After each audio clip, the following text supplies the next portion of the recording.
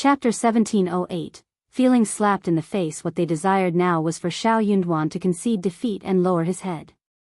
If the three big families continued to act unchecked in An's province, they would solely target him and his wife. Hearing his concerns, Xiao Xian grew a bit anxious. She repeatedly reminded him to be cautious when going out. Xiao Yunduan, caught between laughter and tears, reassured her, fearing she wouldn't be able to tend to the baby in peace. Xiao Yunduan instructed Jia Heming to approach the three prominent families again and issue an ultimatum. They wouldn't be selling the seeds, so they needed to finalize the deal today without further delay.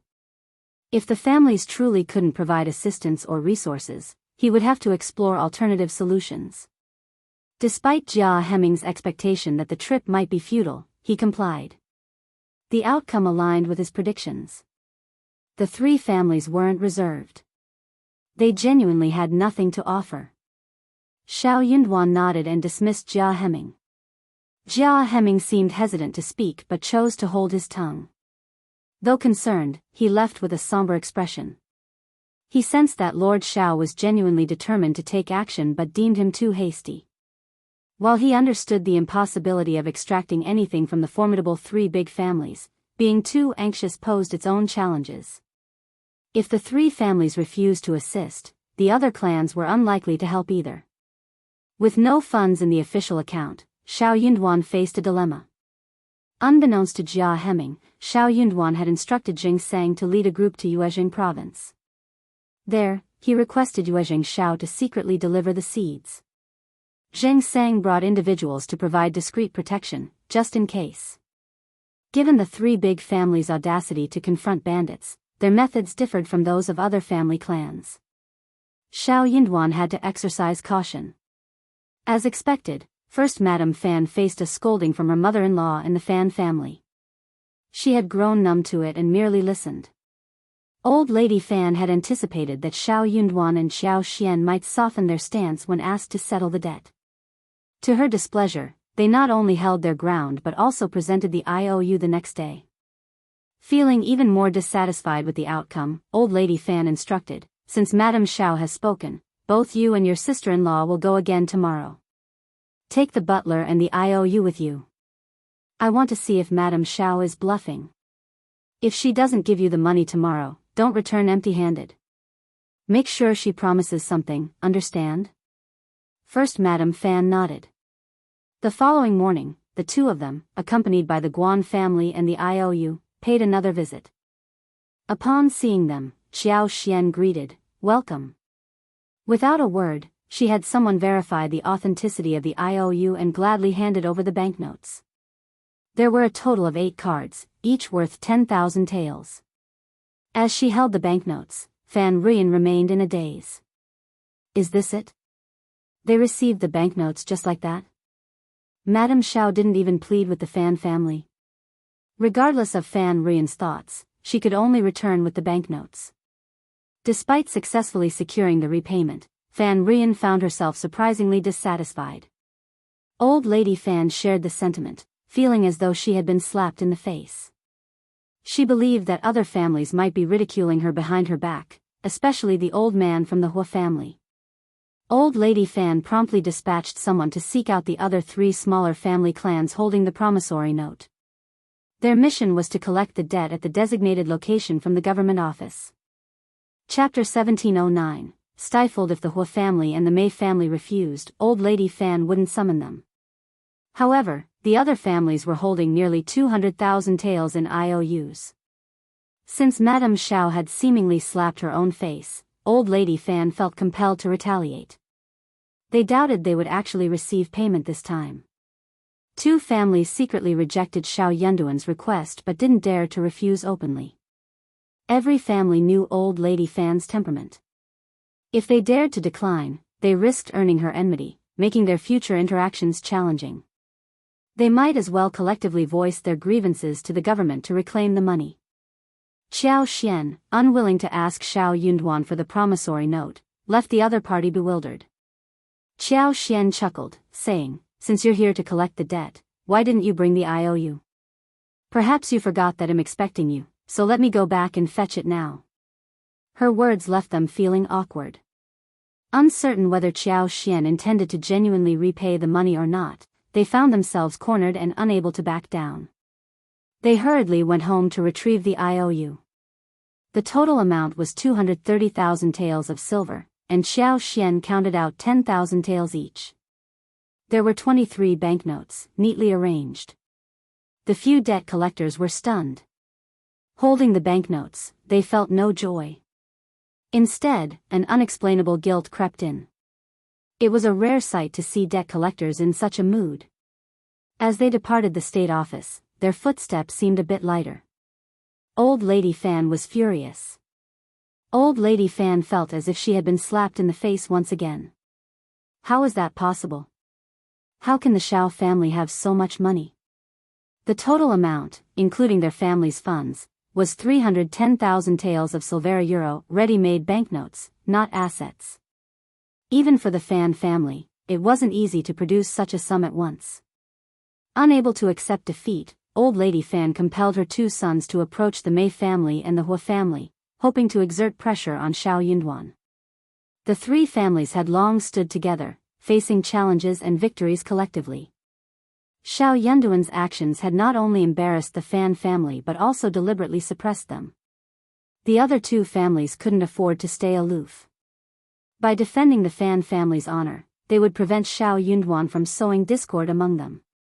If the three families turned against each other, Xiao Yunduan could pick them off one by one. From their perspective, the new prefect lord seemed oblivious to their long-standing alliances. Instead, he immediately clashed with the three families upon his arrival, refusing to compromise on the seed issue. Now, with the debt repayment at hand, they were left feeling somewhat resentful. Xiao Yunduan had anticipated that the Fan family would try to influence the other two families. He had already made arrangements for the required funds, but the sheer amount raised questions. Did he truly have such resources? If the three big families refused to provide seeds, Xiao Yunduan would have to purchase them himself. With 17 towns and numerous villages in An's province, the number of seeds required was substantial. Procuring them would incur significant costs. Chapter 1710, Banquet. The Hua family and the Mei family found themselves in a dilemma. Did Lord Xiao truly possess such vast financial resources?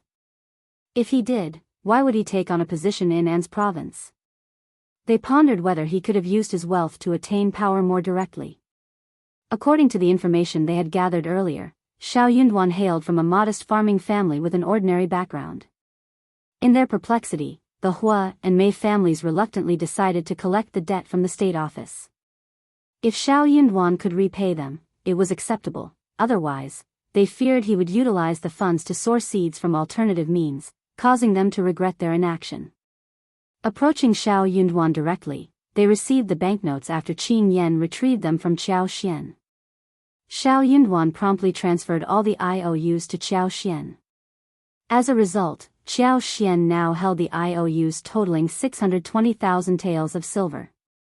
While the silver in Qiao Xian's possession diminished to less than 500,000 taels, it was still an impressive sum compared to others.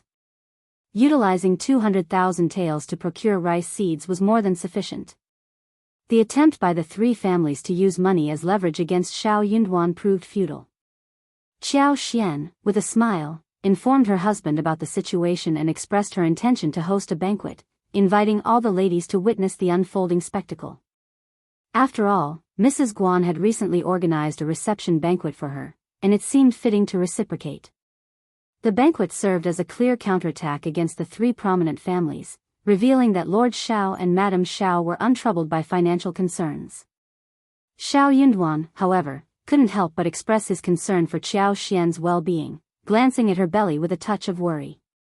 Reassuring him, Qiao Xian smiled and assured, "I am fine. The weather is perfect, so we can enjoy some leisurely conversation, admire the flowers, and have a good time. I'll ask Li Xia and the others to stay close this time." Xiao Yunduan agreed but suggested involving Mrs. Guan to manage the guests, while Li Xia and Li Qiu would stay by Qiao Xian's side for added protection. He emphasized the need for Qiao Xian's safety in light of the potential schemes and risks posed by those unhappy with the seed and promissory note situation. Acknowledging his concerns, Xiao Xian agreed to make a brief appearance at the banquet before retiring to rest, with Li Xia, Li Qiu, and others remaining to take care of her. Mrs. Guan, though not entirely willing, had little choice but to accept the responsibility. The swift and uncompromising return of the 620,000 taels of silver amazed Mrs. Guan and her husband.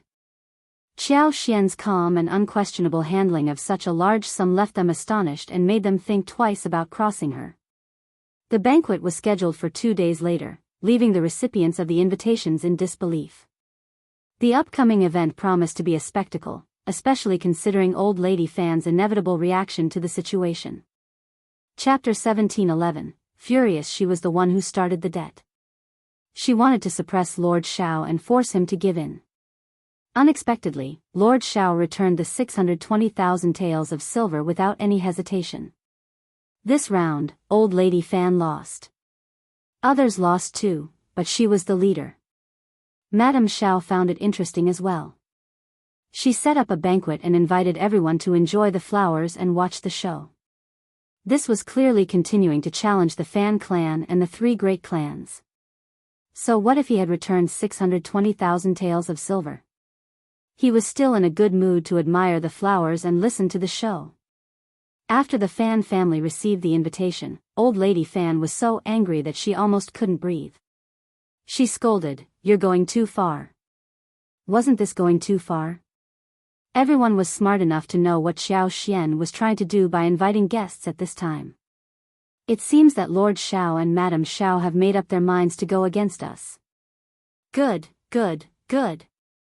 I've seen how ignorant they are today. As smug as they are, money isn't enough in An's province. Ha! Old lady Fan was in a fit of pique. She had planned to not let the Fan family attend this banquet, but she also wanted to give it to the families who were close to her. She also wanted to tell the Mei family and the Hua family. First Old Master Fan and second Old Master Fan had a headache. This won't do. This was equivalent to going against Lord Xiao and Madame Xiao. By then, Lord Xiao and Madame Xiao wouldn't let the Fan family off easily, even if it was for the sake of their reputation. Although the Fan family was one of the 3 big families in An's province, it would cause a lot of trouble if Lord Xiao targeted them. At that time, the Hua family and the Mei family would be left far behind. There might even be other families trying to replace them. But if he explained it to old lady Fan like this, it would definitely not make sense. She would not listen. Because she was very confident in her family. First Old Master Fan and his brother had no choice but to tell her that they had to attend the banquet. If they didn't, others would think that the Fan family was afraid of Lord Xiao. Old lady Fan felt that it was true. Why not? She had to go. And she had to go in a glamorous manner. The banquet was held as scheduled. This time, the banquet was even more lively and crowded than the reception banquet. Xiao Xian was showing off, of course, the more the merrier. Furthermore, she had indeed invited more people to see if there was anyone she could befriend and support. How could it be said that all the local family clans, big and small, were convinced of the 3 big families and did not have any other thoughts? Xiao Xian was of a higher status than everyone else, so she did not need to greet them personally. Instead, the ladies who came to visit her had to greet her one by one. It saved her a lot of trouble in the province. Seeing this, Mrs. Guan felt very frustrated. If Lord Xiao managed to solve the problem of the seed, more than half of the scribes in office would side with him. It would be meaningless for his old master to pretend to be sick. But now that things had come to this, her old master was caught between a rock and a hard place. She could only hope that Lord Xiao wouldn't be able to solve this problem. When his old master took action to solve the problem, his old master would have the final say in the government officiero compared to the reception banquet last time. The ladies were much more polite to Xiao Xian this time. Chapter 17:12. The more at this time, the more the Fan family cares about this after all. Not many people could take out 620,000 taels of silver without blinking. Who knew what other trump cards Lord Xiao had? Lord Xiao didn't even hesitate to slap the Fan family's face. Even though these family clans were considered top-notch locally, they were nothing compared to the Fan family. In Lord Xiao's eyes, it was nothing. In addition, the Fan family had always been domineering. If it wasn't for the Fan family's strength, no one would be willing to tolerate old lady Fan's temper. Seeing her and the Fan family suffer, countless people were secretly happy and gloating. They couldn't wait for Lord Xiao and Madame Xiao to teach the Fan family a lesson. When they saw Xiao Xian, they were very polite.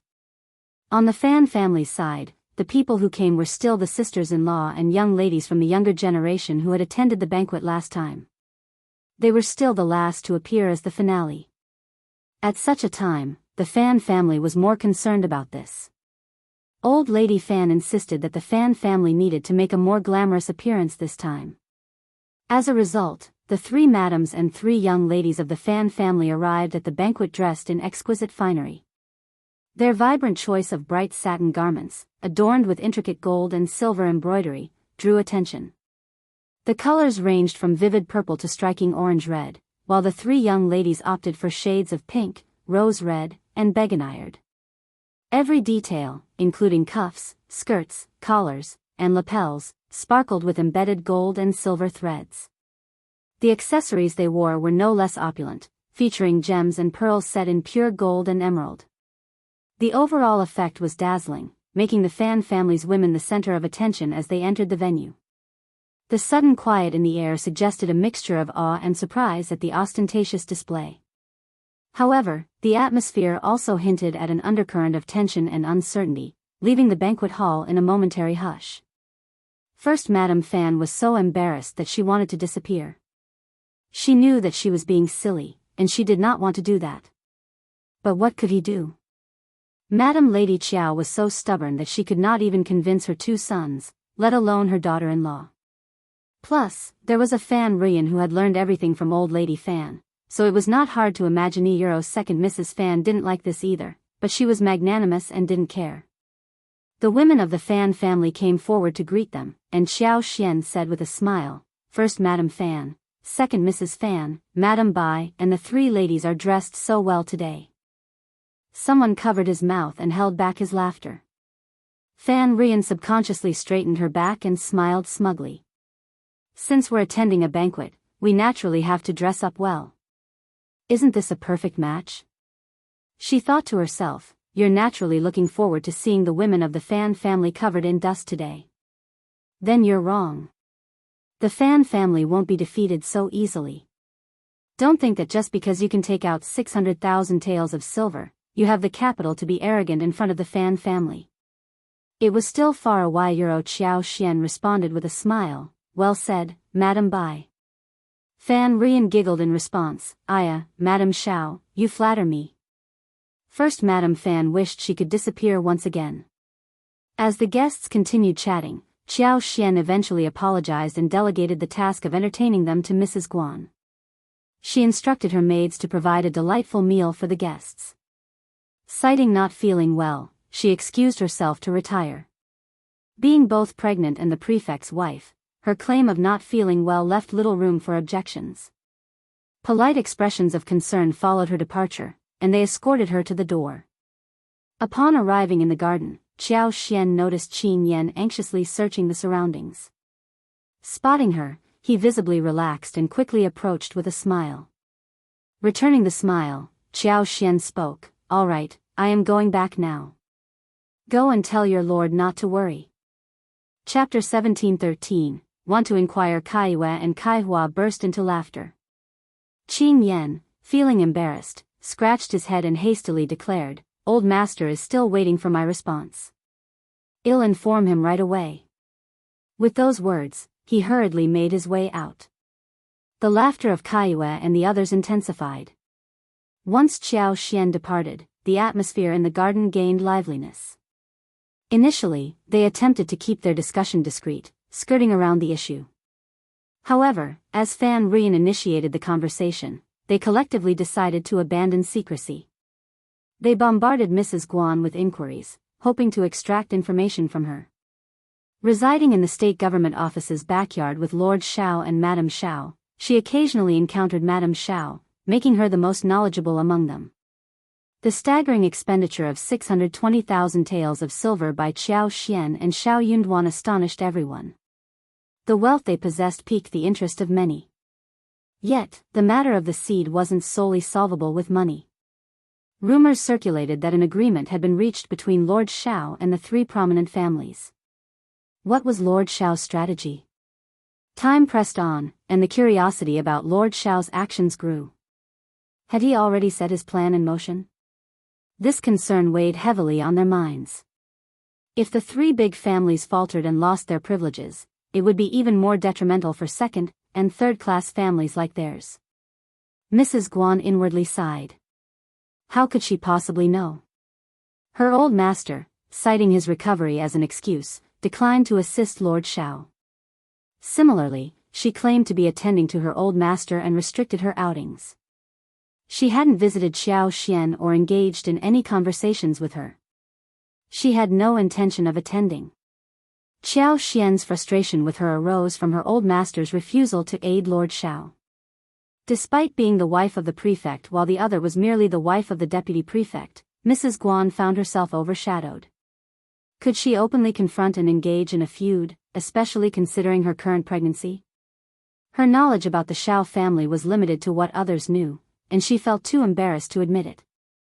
Revealing her lack of information would only emphasize her perceived incompetence. In an attempt to divert the conversation, Mrs. Guan stuttered and tried changing the subject. Fortunately, attention soon shifted to Lixia and Liqiu.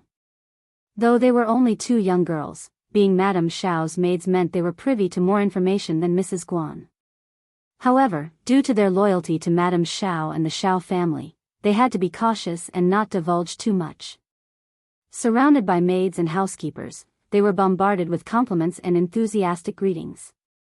Despite Xiao Xian's precautions, the overwhelming enthusiasm caught them off guard, leaving their minds in turmoil. Fortunately, the crowd, aware of their master's high status as the wife of the prefect, refrained from asking intrusive questions or adopting an aggressive demeanor. Lixia and Liqiu, in turn, held their ground, refusing to reveal more than necessary. Nonetheless, there were certain aspects they could emphasize, such as boasting about their old master's wealth and Madame's extensive collection of exquisite, beautiful, and exceptionally precious jewelry. Chapter 1714, Mocking. They highlighted that their old master genuinely aspired to serve as an official in this region and be a benevolent leader. Therefore, leaving abruptly was out of the question. Additionally, they wanted to convey that both their old master and Madame were of high status, noble character, and displayed kindness and gentleness towards everyone. Being a servant in the Xiao family was considered a blessing that anyone would be fortunate to have. The maidservants, however, were disheartened.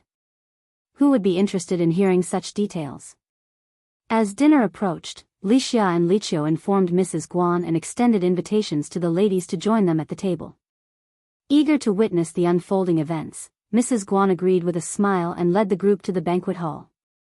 Throughout the half-day of being surrounded by inquisitive individuals, Mrs. Guan had to muster considerable energy and endurance, leaving her thoroughly exhausted.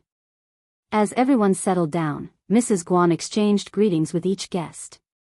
Lixia and Liqiu promptly instructed the serving of dishes.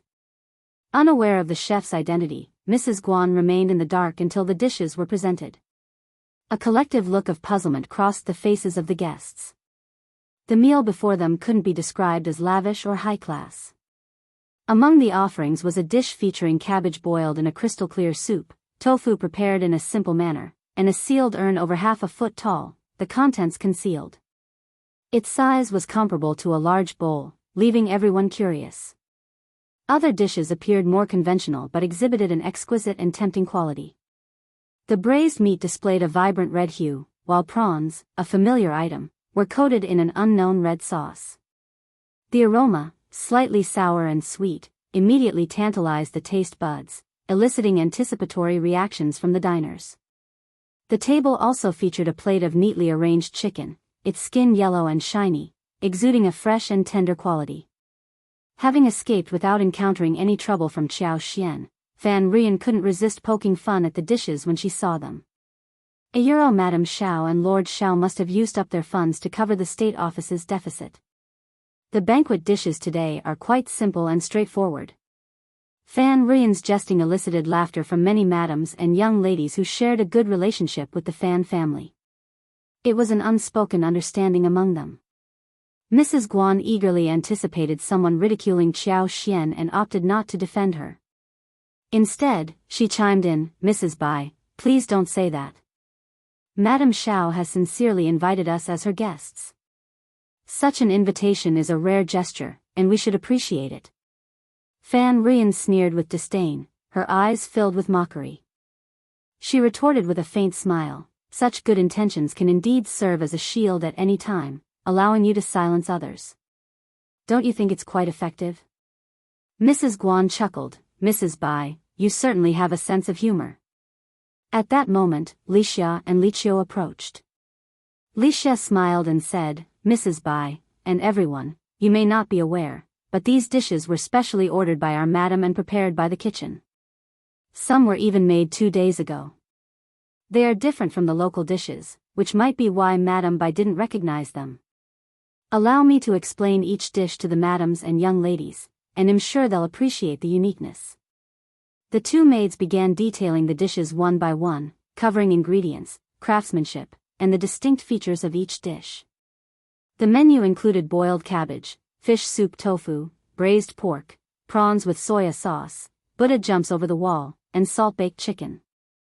Chapter 17:15, face slapping. As Li Xia and Li Qiu spoke, they wore warm smiles and extended invitations to all the madams and young ladies to savor the dishes while they were still hot. The enticing descriptions heightened the anticipation of the guests, who eagerly picked up their chopsticks, unable to resist the temptation. Curiosity and enthusiasm surged as they couldn't wait to indulge in the flavors. "Not bad at all. What's in this prawn sauce? It's a delightful combination of sour and sweet. The chicken is amazing. The skin is tight, and the meat is exceptionally fresh and delicious. I've never encountered such a cooking method. This braised pork is exquisite. It melts in the mouth and isn't greasy at all. And what's this called?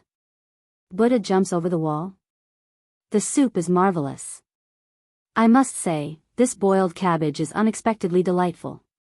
It appears simple but tastes wonderful. It's no wonder, considering the variety of delicacies." The madams and young ladies, being connoisseurs of fine cuisine, recognized the quality of the dishes. Such a feast would easily cost at least 200 taels of silver, considering the array of snacks, tea, fruits, and the entertainment provided by the troupe. Madame Xiao had generously opened 12 tables for the occasion. With the additional expenses on snacks, tea, fruits, and the entertainment troupe, the banquet's total cost exceeded 3,000 taels of silver €1, a sum indicative of a large-scale event. In usual circumstances, a well-organized banquet could be achieved with 100 or 200 taels. Anything above 500 taels was considered affluent and grand. Madame Xiao's wealth was unmistakable. Fan Rian's complexion alternated between shades of green and white. Although no one openly mocked her, the continuous praises for the dishes amounted to a figurative slap on her face, exposing her lack of knowledge. The two girls, in particular, seemed to intentionally direct their comments toward her. The implicit mockery in their gazes left her feeling thoroughly irritated and scorned. The banquet dishes garnered universal praise and satisfaction from all the guests, except for Fan Rian, who refrained from tasting the food. Li Xia and Li Qiu reveled in their satisfaction. The carefully prepared dishes served as a subtle rebuke to Fan Rian for her unwarranted insults. Madame Xiao's meticulous efforts had resulted in a culinary triumph, proving her culinary knowledge and capabilities. The shrimp with soya sauce, in particular, stood out, offering a delightful blend of sweetness and sourness. Madame Xiao had even brought tomato seedlings from the capital, carefully transplanting and cultivating them in An's province. The resulting harvest enabled the creation of the unique eggplant juice featured in the banquet. For Li Xia and Li Qiu, Fan Rian's ignorance and baseless criticisms now seemed all the more absurd. They took pleasure in watching her embarrassment, especially since she had dared to mock Madame and Old Master for their perceived lack of wealth. As the guests finished their meal and engaged in lively conversation, they eventually gathered to enjoy the entertainment. Mrs. Guan, having learned her lesson, took precautions to ensure her son stayed away from the garden to avoid any further incidents. While the ladies indulged in the show, Lixia and Liqiu found themselves surrounded by a persistent group still attempting to extract information. Undeterred, the two maids bravely navigated the conversation, relentlessly boasting about the wealth of their old master and madam. The constant bragging left the audience feeling somewhat disheartened. Although the news about the Xiao family's prosperity was surprising, many were more interested in Lord Xiao's stance on the seed and whether the big families would secure benefits from the government in the future. This remained the focal point of their curiosity. Chapter 17:16. Rich family. In the intermediate courtyard of the eastern wing, Xiao Xian instructed someone to set up a reclining chair, where she leisurely sat with an air of nonchalance and indifference. While appearing to rest with her eyes closed, she remained attuned to the laughter emanating from the garden. Despite the ambient noise, she adeptly gathered useful information. After listening for a while and feeling a bit fatigued, she smiled and stood up. Taking Caillou's hand, she returned to her room, directing someone to stow away the recliner. The day's banquet proved highly successful. The dishes received universal praise, and the specially served fragrant tea, the renowned golden sprout, once again stole the spotlight. This was an authentic, top-tier golden sprout, a beverage not typically offered casually or indifferently. Most of the present madams and young ladies had never experienced the drink before.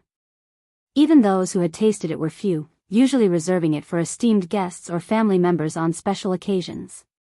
Yet, Madame Xiao treated the golden sprout with nonchalance. Observing Lixia and Liqiu casually sipping the golden sprout further intensified the guests' dismay. The maid's expression suggested this was an entirely ordinary matter, deepening the sense of discontent among the attendees. This nonchalant attitude towards such a luxurious item earned Lord Xiao and Madame Xiao even greater respect. The willingness to spend so extravagantly indicated there might be more to their wealth than meets the eye. Riches and honor, when amassed to a certain extent, often hinted at hidden connections and influence not readily apparent to others. Without the patronage of the nobility, safeguarding this wealth might prove challenging. Conversely, the same principle applied to Euro. If one did not possess a certain level of affluence, befriending the nobles could be an elusive endeavor. Initially, many regarded Lord Xiao's decision to venture to An's province for expanding his ambitions as a jest. However, the current perspective left no room for mockery. Lord Xiao demonstrated a distinctiveness unseen in other lords of the prefectural state, a sentiment echoed by Madame Xiao. No one in the prefectural state dared to challenge the dominance of the three prominent families. Lixia and Liqiu's audacity in smilingly announcing the dish names one by one, much to the chagrin of the lady from the Fan family, indicated the need for caution in the future. It was imperative not to become cannon fodder pushed out by the three great clans, especially the arrogant and disrespectful Fan clan. Following the conclusion of the banquet, guests bid their farewells. Lixia and Liqiu escorted Xiao Xian out, and when someone suggested saying goodbye to Madame Xiao, they swiftly intervened, understanding the delicate situation. The Fan clan, arriving last, departed early, leaving Fan Ruyan with a pale countenance. Upon returning home, old lady Fan inquired about the banquet. To her surprise, Fan Ruyan, with teary eyes, recounted feeling greatly wronged. Old lady Fan, angered by her daughter's distress, swiftly shifted blame onto her daughters-in-law. Expressing her disappointment, she sternly rebuked their indifference to Fan Ruyan's plight. The scolding extended particularly harshly to the daughter-in-law over 40 and the one over 30, leaving them unable to raise their heads. Attempting to justify herself, second Mrs. Fan only invited fiercer reprimands from old lady Fan, who was in no mood for distinctions between them. Chapter 17:17. Smug. Observing her two sister-in-laws struggling to maintain composure after their scolding, Fan Ruyan, with a choked voice, interjected, "Mother, it has nothing to do with the two sister-in-laws. It's all Madame Xiao's fault." In her scheming heart, Fan Ruyan believed that by defending her sister-in-laws after the scolding, she could garner their gratitude. In her view, they owed her a favor, a perception she had always upheld with a smug sense of accomplishment. Unbeknownst to her, she failed to realize that, if not for her, her sister-in-laws wouldn't have suffered this undeserved calamity. A single sentence from her could have clarified the situation, but she chose not to speak up, allowing them to endure the torrent of curses before intervening. Her sister-in-laws harbored deep-seated resentment towards her. Old Lady Fan, though slightly appeased by Fan Ruin's defense, snorted dismissively. You don't have to plead for them. They are involved. How can it have nothing to do with them? They just stood by as Madame Xiao bullied them. If you advocate for them, they might not appreciate your kindness. The two Mrs. Fan were infuriated, feeling on the verge of vomiting blood. Fortunately, Old Lady Fan ceased her scolding after a few more words and shifted her focus to Qiao Xian, inquiring about the alleged mistreatment. Fan Ruyan, once again feeling wronged, insisted that she didn't initiate the mockery. Instead, she claimed that the Xiao family's maidservant humiliated her, mocking her ignorance and the incompetence of the Fan family. Old Lady Fan, incensed by the revelation, concluded that Xiao Yunduan and Qiao Xian were bound to be enemies. Let them revel in their smugness. We still don't know about the seeds yet. I want to see what they can do. As the attention of everyone was fixed on how the state government would address the seed issue, Yue Xiao and his entourage had already arrived in An's province. Xiao Yunduan instructed Jia Hemming to find 2 trustworthy scribes and store the seeds in the warehouse. He then drafted an official document, distributing it to the towns to facilitate the planting of spring crops. Jia Hemming, stunned by the sudden turn of events, took a moment to collect himself before addressing Xiao Yunduan. Lord, these a euro. Xiao Yunduan smiled. The first batch of seeds has arrived, and the second and third batches will follow in a couple of days. Organize the distribution of the seeds as quickly as possible, ensuring no delay in the spring planting. Of course, Lord. Overjoyed, Jia Hemming rushed out to oversee the arrangements. Returning to the east yard, Xiao Yunduan found Songshi, who had just picked up Yue Xiao from Jing Sang's house. Upon learning about Xiao Xian's pregnancy, Yue Xiao expressed his congratulations and joy. The 3 friends, reunited after a long separation, engaged in lively conversation, relishing the warmth of their reunion. Yue Xiao conveyed greetings from his mother, the first madam, and even brought some gifts for Qiao Xian. The thought of the person who had treated her well and imparted invaluable knowledge for navigating this era warmed Qiao Xian's heart. She smiled and inquired about the well-being of the first madam, whom she missed dearly. As the evening descended, Xiao Yunduan and Xiao Xian decided to stay for dinner at the east yard of the state office. With Yue Xiao's visit, they planned to enjoy each other's company for a few more days, exploring the delights of An's province together. Chapter 17-18. Done. He was particularly intrigued by the land acquired by Qiao Xian. It piqued his interest enough to warrant a closer inspection. On this occasion, his visit was solely dedicated to delivering a shipment of rice seeds. However, he planned to return in the future to supply Qiao Xian with seeds for herbs and potatoes. Over the years, through cultivation and Qiao Xian's modifications, the potato yield had surpassed the original expectations. Consequently, potatoes gained popularity in Yuzhang. Transporting sufficient seeds for Qiao Xian was no longer a challenge. Yue Xiao's arrival stirred memories of the past for Qiao Xian and Xiao Yunduan, making them yearn for their home in Shaoding village. Previously, the distance from Beijing had made such thoughts futile. However, the proximity of An's province, only 500 miles away from Yuzhang, now offered a glimmer of hope. Although the journey was arduous, it was manageable in just 2 to 3 days more than a standard trip. Despite the relative ease of returning home, Qiao Xian's pregnancy posed a hurdle. Xiao Yunduan adamantly opposed her venturing out. He consoled her, promising that once the child was born and grew, An's province would likely stabilize, allowing them to return together. Following the purchase of rice seeds, Xiao Yunduan recognized the need for careful planning to safely distribute them to the 17 towns. He harbored suspicions that the 3 prominent families wouldn't remain idle, prompting him to take precautionary measures. While the seeds discreetly entered the city without raising any alarms, their presence would be impossible to conceal once they reached the warehouse. All the families were shocked. Lord Xiao had really done it? Without relying on the 3 great clans. For a moment, many families sent servants to wander around the warehouse. Unauthorized individuals were strictly prohibited from approaching the government warehouse, a well-guarded area surrounded by a high wall. The empty 50-meter perimeter served as a buffer, dissuading anyone from approaching without cause. Nevertheless, resourceful families found their own ways to navigate restrictions. While forbidden from direct access, they could linger at the edge, engaging in conversations with the bailiffs on duty. Convinced that the seeds originated from Lord Shao, they anticipated the arrival of subsequent batches in the coming days. That evening, the three great clans convened at the Fan clan for a discussion, and the atmosphere was tense. Old Lady Fan wore the ugliest expression, her dissatisfaction apparent. Old Master Hua, appearing gentle and smiling, concealed inner turmoil. First Old Master Mei, always stern and cold, remained unreadable, but the prevailing mood was undeniably unpleasant. Unable to contain her frustration, Old Lady Fan sneered, "Lord Shao is quite resourceful.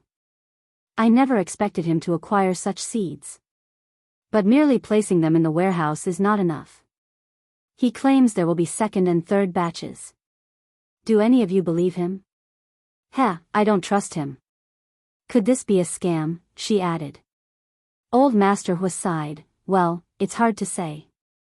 Lord Shao is not someone to be underestimated." Old Lady Fan dismissed him with a snort, "Old Man Hua, this is about bolstering others' morale while diminishing your own prestige. The solution is simple: destroy this batch of seeds, and everything will be fine."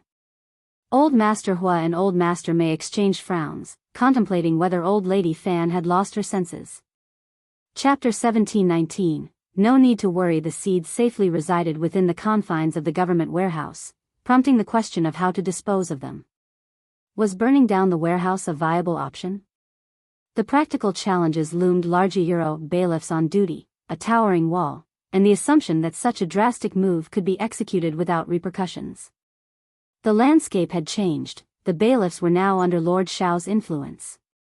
Disobeying him was unthinkable, and the prospect of burning the seeds raised moral concerns. The potential consequences of such an act, including retribution, made it a perilous choice. Moreover, initiating a direct conflict with the government would be a fight to the death. Compounding the dilemma was the increasing uncertainty surrounding Lord Shao's background. Without adequate knowledge, rash actions seemed perilous. The three families struggled to find common ground. Old Master Hua and Old Master Mei disagreed with Old Lady Fan's proposal, opting for a more measured approach. They viewed Lord Shao as a potential ally rather than an adversary. Assuming he desired stability in An's province's business realm, a mutually respectful conversation seemed plausible. The ability to resolve the seed predicament indicated Lord Shao's competence and willingness to engage as equals.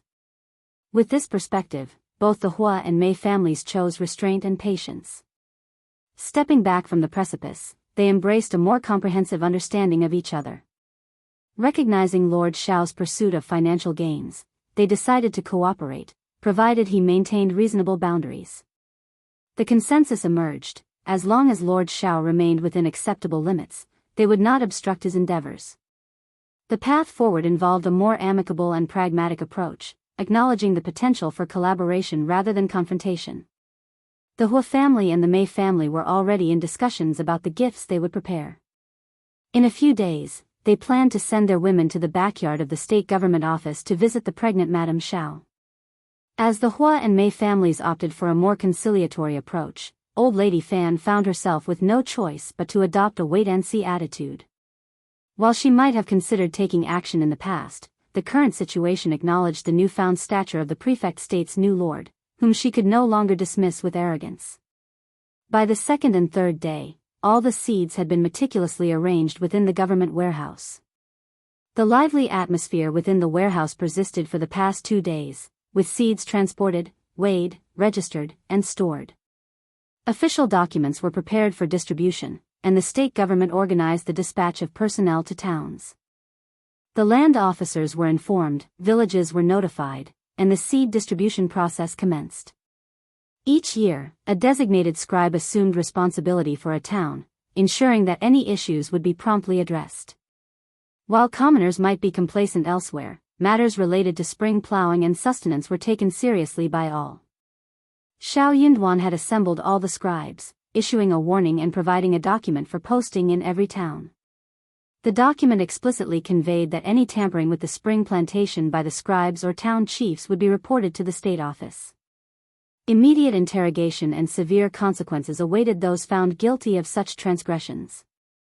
The scribes, understanding the gravity of the situation, readily complied with Xiao Yunduan's directives, ensuring a cooperative and compliant stance.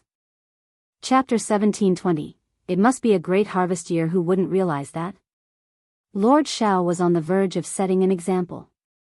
Those foolish enough to cross his path were asking for trouble. Whatever Lord Xiao had in mind, it was prudent to keep it private, unless one desired a confrontation with him. With all the seeds safely stored in the warehouse, Xiao Xian decided it was time to inspect. Applying some wood power could enhance the seed's growth and yield more ears. Since she couldn't visit every field, the current moment, with all the seeds in one place, presented the most convenient opportunity. This marked her husband's inaugural year in office, a time crucial not only for avoiding disruptions to spring plowing but also for ensuring a bountiful harvest in the commoners' 500 meters of paddy fields. Xiao Xian recognized that her superpower could boost output by at least 30%. In optimal conditions, with fertile land and proper care, the increase could reach half or even more. What pleased Xiao Xian the most was the decision of the 3 prominent families and other reputable clans to bypass government seeds. They had exclusive channels, rumored to provide superior seeds compared to the government's offerings at a low price. Such common goods held no allure for them. Particularly for the Fan family, boasting over 100,000 acres of fertile land, seed selection was paramount. Each year, meticulous consideration went into choosing seeds. The government's common goods were of little interest, even if given for free. Xiao Xian discreetly hinted at going to the warehouse without explicitly stating it, mindful of the rules. She persistently nagged Xiao Yunduan, expressing boredom at home and a desire for a leisurely walk. Xiao Yunduan did not trust her to go alone. But on second thought, they had been in An's province for quite some time, but he had not gone out with his wife yet. He felt a bit guilty, so he coaxed her to wait for a few more days. When he was done with his work, he would go out with her for a walk. Xiao Xian said with a smile, "Aren't you going to see the seeds at the warehouse?" "I am going too, okay? I have never seen them before, and I think that they are fresh. I will go with you, so that you will not be distracted, and I can relax too." Xiao Yunduan was caught between laughter and tears. "There is nothing to see in the office, why would my wife think of this? Be good, in 2 days, 3 or 4 days at most, I will keep you companion. All the seeds had already been stored in the warehouse. As the lord of the prefect, he naturally had to go over and take a look with his own eyes. This was also a sign that the local officials valued farming. "But I am just curious, I just want to take a look." Xiao Xian was here for this, so she was not going to be obedient. Xiao Yunduan could not persuade her, so he agreed. Xiao Xian accompanied Xiao Yunduan to the official warehouse in a wagon, quenching her curiosity by applying her superpower to all the seeds. An's province, expansive and sparsely populated, boasted numerous paddy fields. During her pregnancy, half of Xiao Xian's superpowers were automatically dedicated to protecting the baby, leaving her control over only half. After exerting her influence on all the seeds, she felt a wave of fatigue, and her complexion turned pale. Xiao Yunduan, vigilant to her condition, was alarmed. He immediately decided not to let her linger any longer and swiftly instructed the servants to drive the carriage. Ai, Lixia, and Liqiu were tasked with ensuring her safe return. Chapter 1721. So unlucky, if you're not feeling well, get someone to call a doctor early. "I'll be back soon," Xiao Yunduan advised. Xiao Xian offered a gentle smile. "Don't worry, husband. I just don't have much appetite this morning, so I'm a bit hungry now, that's all. There's tea and snacks in the wagon, so I'll be fine after some food." While Xiao Yunduan didn't completely believe her, seeing her improve slightly eased his concern. He expressed a few words of care and saw her off to the wagon. The road conditions in An's province were challenging, especially outside the main roads. Carelessness could lead to traps, and the carriage had to navigate slowly. Coincidentally, it was market day, and as they passed through the bustling market center, Xiao Xian decided to stop at a 3-story tea house. The lively street was filled with peddlers, stalls, and commoners selling their wares. As the carriage was temporarily stuck due to the congestion, Xiao Xian, accompanied by Ai, Lixia, Liqiu, and Kaiyue, decided to take a break at the tea house. Planning to leave when the road cleared, they ascended to the second floor. To their surprise, they encountered Fan Ruyan and her daughter, as well as a mother and daughter from the Liao family, just as they were about to leave. Mrs. Liao greeted Xiao Xian with a smile, "Madam Xiao." Fan Ruyan offered a polite smile, but it held a touch of insincerity. "Madam Xiao, what a coincidence." Xiao Xian nodded and smiled. What a coincidence. Originally having little connection and even harboring secret conflicts, encountering each other by chance could have been an opportunity for a simple greeting. However, Fan Ruyan seemed reluctant to leave it at that. Especially with a third party present, Fan Ruyan always felt compelled to act, fearing Xiao Xian's judgment if she didn't. As the lady of the Fan family, she couldn't possibly be afraid of the prefect's wife. Throughout the tenure of numerous prefects' wives, the Fan family had consistently aligned with them. The more her family faced losses and humiliation, the more Fan Ruyan felt the need to maintain her momentum. Smiling, she remarked, "Madam Xiao, you look remarkably well and energetic today. Why did you claim to be unwell 2 days ago? And now, you're out shopping. Are you underestimating us? Is that why you refuse to join us at banquets?" Xiao Xian burst into laughter and exchanged a glance with Fan Ruyan. "What are you talking about? I'm pregnant, not feeling well at the moment. How else can I explain it to you? I'll host a banquet when I'm free and treat you well." "I doubt that. Madam Xiao, you're precious. If anything happens, we won't be able to explain it clearly.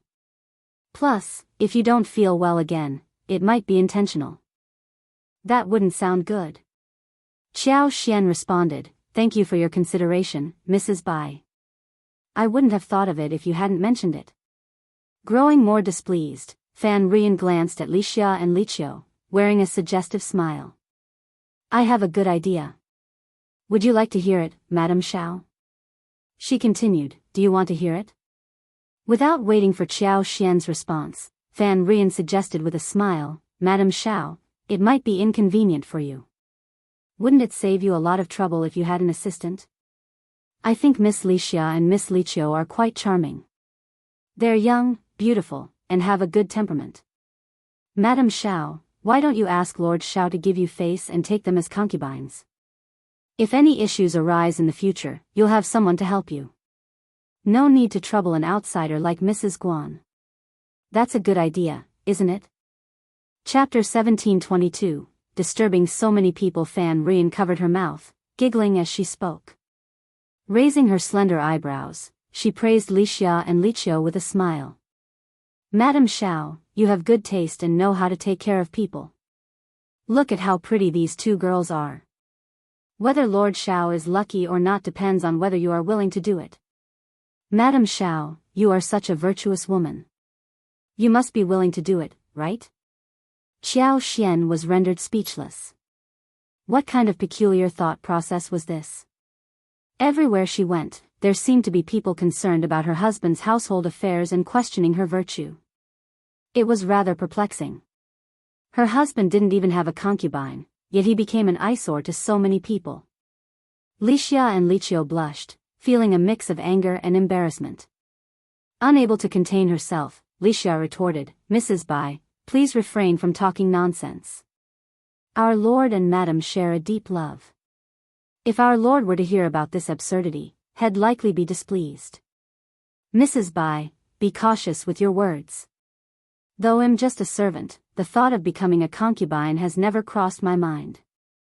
It's not something to be proud of. Mrs. Bai, don't drag me into this. I'm not a servant of your family, and you can't fabricate stories." Liqiu sneered as well. "Mrs. Bai, aren't you reaching too far? What's your motive for using such words to mock our madam? Or is it just your nature? Do you enjoy spreading rumors about other old masters and madams considering concubines?" These words hinted that Mrs. Bai behaved like a matchmaker meddling in others' affairs. Furious and visibly trembling, Fan Ruyan glared at Xiao Xian, sneering, "Madam Xiao, your maids are quite audacious. Will you stand by and let me be humiliated like this?" Xiao Xian calmly responded, "Some people seem to enjoy humiliating themselves. Who can they blame? You. Is there a place for you to interfere in my lord's household matters? Your interest in other people's concubines is quite surprising. Perhaps you should consider taking in a few more for your own husband. It would save you energy and time, allowing you to focus on your own affairs."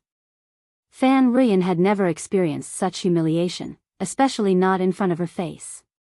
The damage and shame were magnified. She sneered angrily, "Madam Xiao, you're being unreasonable. Can't you let others question your virtue without getting angry from embarrassment?" Xiao Xian sneered in response, "Mrs. Bai, why don't you enlighten me on your own virtues?" Fan Ruyan was left speechless. Her husband was recruited by her. How could she allow anyone to comment on her husband's affairs, let alone entertain the thought of him taking a concubine? He didn't even have a maid. Such ideas were out of the question, as she firmly believed she had the right to dictate matters within her household. Xiao Xian inwardly chuckled at the absurdity of Fan Ruyan's situation. Despite facing such circumstances, she still found the audacity to comment on others. "I don't need your concern for my family, Mrs. Bai. You don't need to teach me how to manage my lord. I only take orders from my lord," Xiao Xian declared as she walked past Fan Ruyan and the others, entering a private room at the tea house with Li Xia. Fan Ruyan's expression turned frosty, clenching her fists in shame and anger. Mrs. Liao, sensing Fan Ruyan's discomfort, decided to join her side, subtly ridiculing Xiao Xian in a low voice. This attempt to show support for Fan Ruyan lightened her mood, and they left the scene. In the private room, Li Xia and Li Qiu appeared a bit angered and uneasy. Xiao Xian reassured them with a smile, "That woman is absurd. Don't take her words seriously. It would be a joke if we let her provoke us." Chapter 1723, Rice Seed. Li Xia and Li Qiu shared laughter amidst their tears. "Thank you, madam. Madam, you truly understand. It's a blessing for us." Xiao Xian threw a glance at Li Xia and playfully remarked, "I'm eagerly anticipating your wedding." Li Qiu covered her mouth, stifling a snicker. "Madam, please don't tease me." Li Xia blushed, finding it too embarrassing to smile. Throughout the gathering, Li Xia had exchanged glances with Songshi, a subtle connection that hadn't escaped Xiao Xian's notice. Had Xiao Yunduan not relocated to the rural area, Songshi would have approached Xiao Xian to discuss proposing to Li Xia. Now that he was in An's province, it was inevitable that Songshi would seek Xiao Xian's approval for their marriage. Aware that many in the Xiao family were privy to their connection, Xiao Xian had discreetly reminded Li Xia not to go too far in their interactions. Even if nothing improper occurred between them, the potential harm to their reputations was a concern. Li Xia had taken Xiao Xian's advice seriously, avoiding private meetings with Songshi. His impatience to marry was evident, a sentiment that Xiao Xian observed with amusement. As the market gradually dispersed, Xiao Xian and her servant descended, entered the wagon, and returned to the state office's backyard. Soon after, Xiao Yunduan returned, relieved to find Xiao Xian in better spirits. Meanwhile, Fan Ruyan returned home, her mind consumed by frustration. She sought solace in Old Lady Fan's company, venting her grievances. Old Lady Fan, already displeased with the feud over the seed, grew even angrier witnessing Xiao Xian supposedly mistreating her beloved daughter. Lord Xiao and Madam Xiao are incredibly intimidating. They show no regard for the Fan family whatsoever. I tried to overlook it, but their greed is escalating. Even my daughter and son-in-law can't escape their constant meddling. The prefect's wife is excessively nosy. She's arrogant and completely oblivious. When Old Lady Fan heard her daughter complain about Madame Xiao commenting on her son-in-law's reluctance to take concubines, she nearly exploded in anger. This was crossing a line. Who was Madame Xiao to interfere in her family's private matters? Was her arrogance fueled by some family background and connections?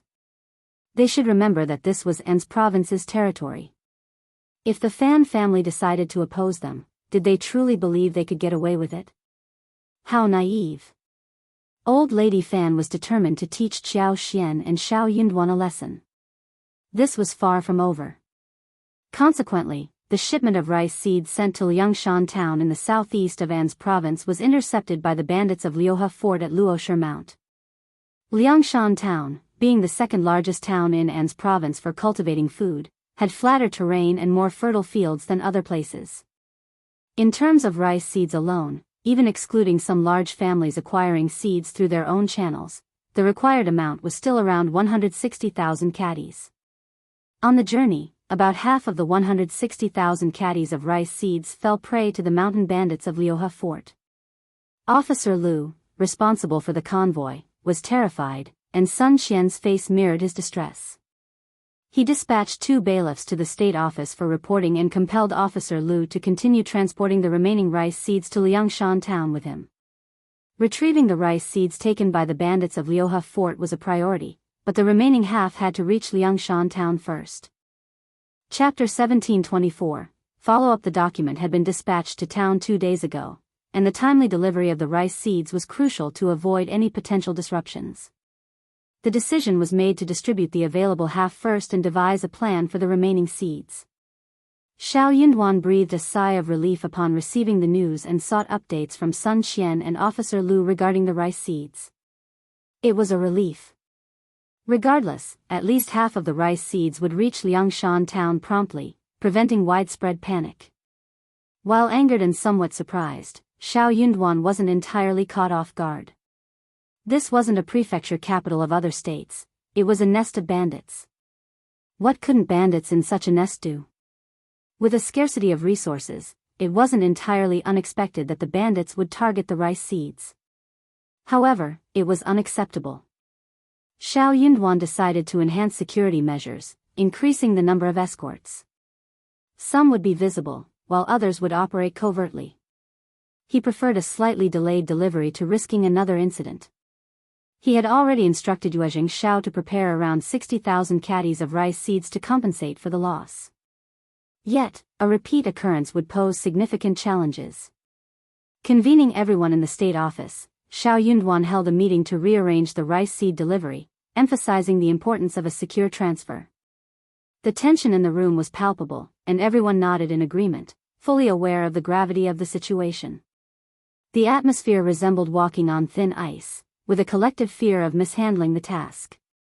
While Xiao Yunduan asserted Officer Liu's innocence and refrained from punishing him, there lingered a sense of uncertainty regarding his true sentiments.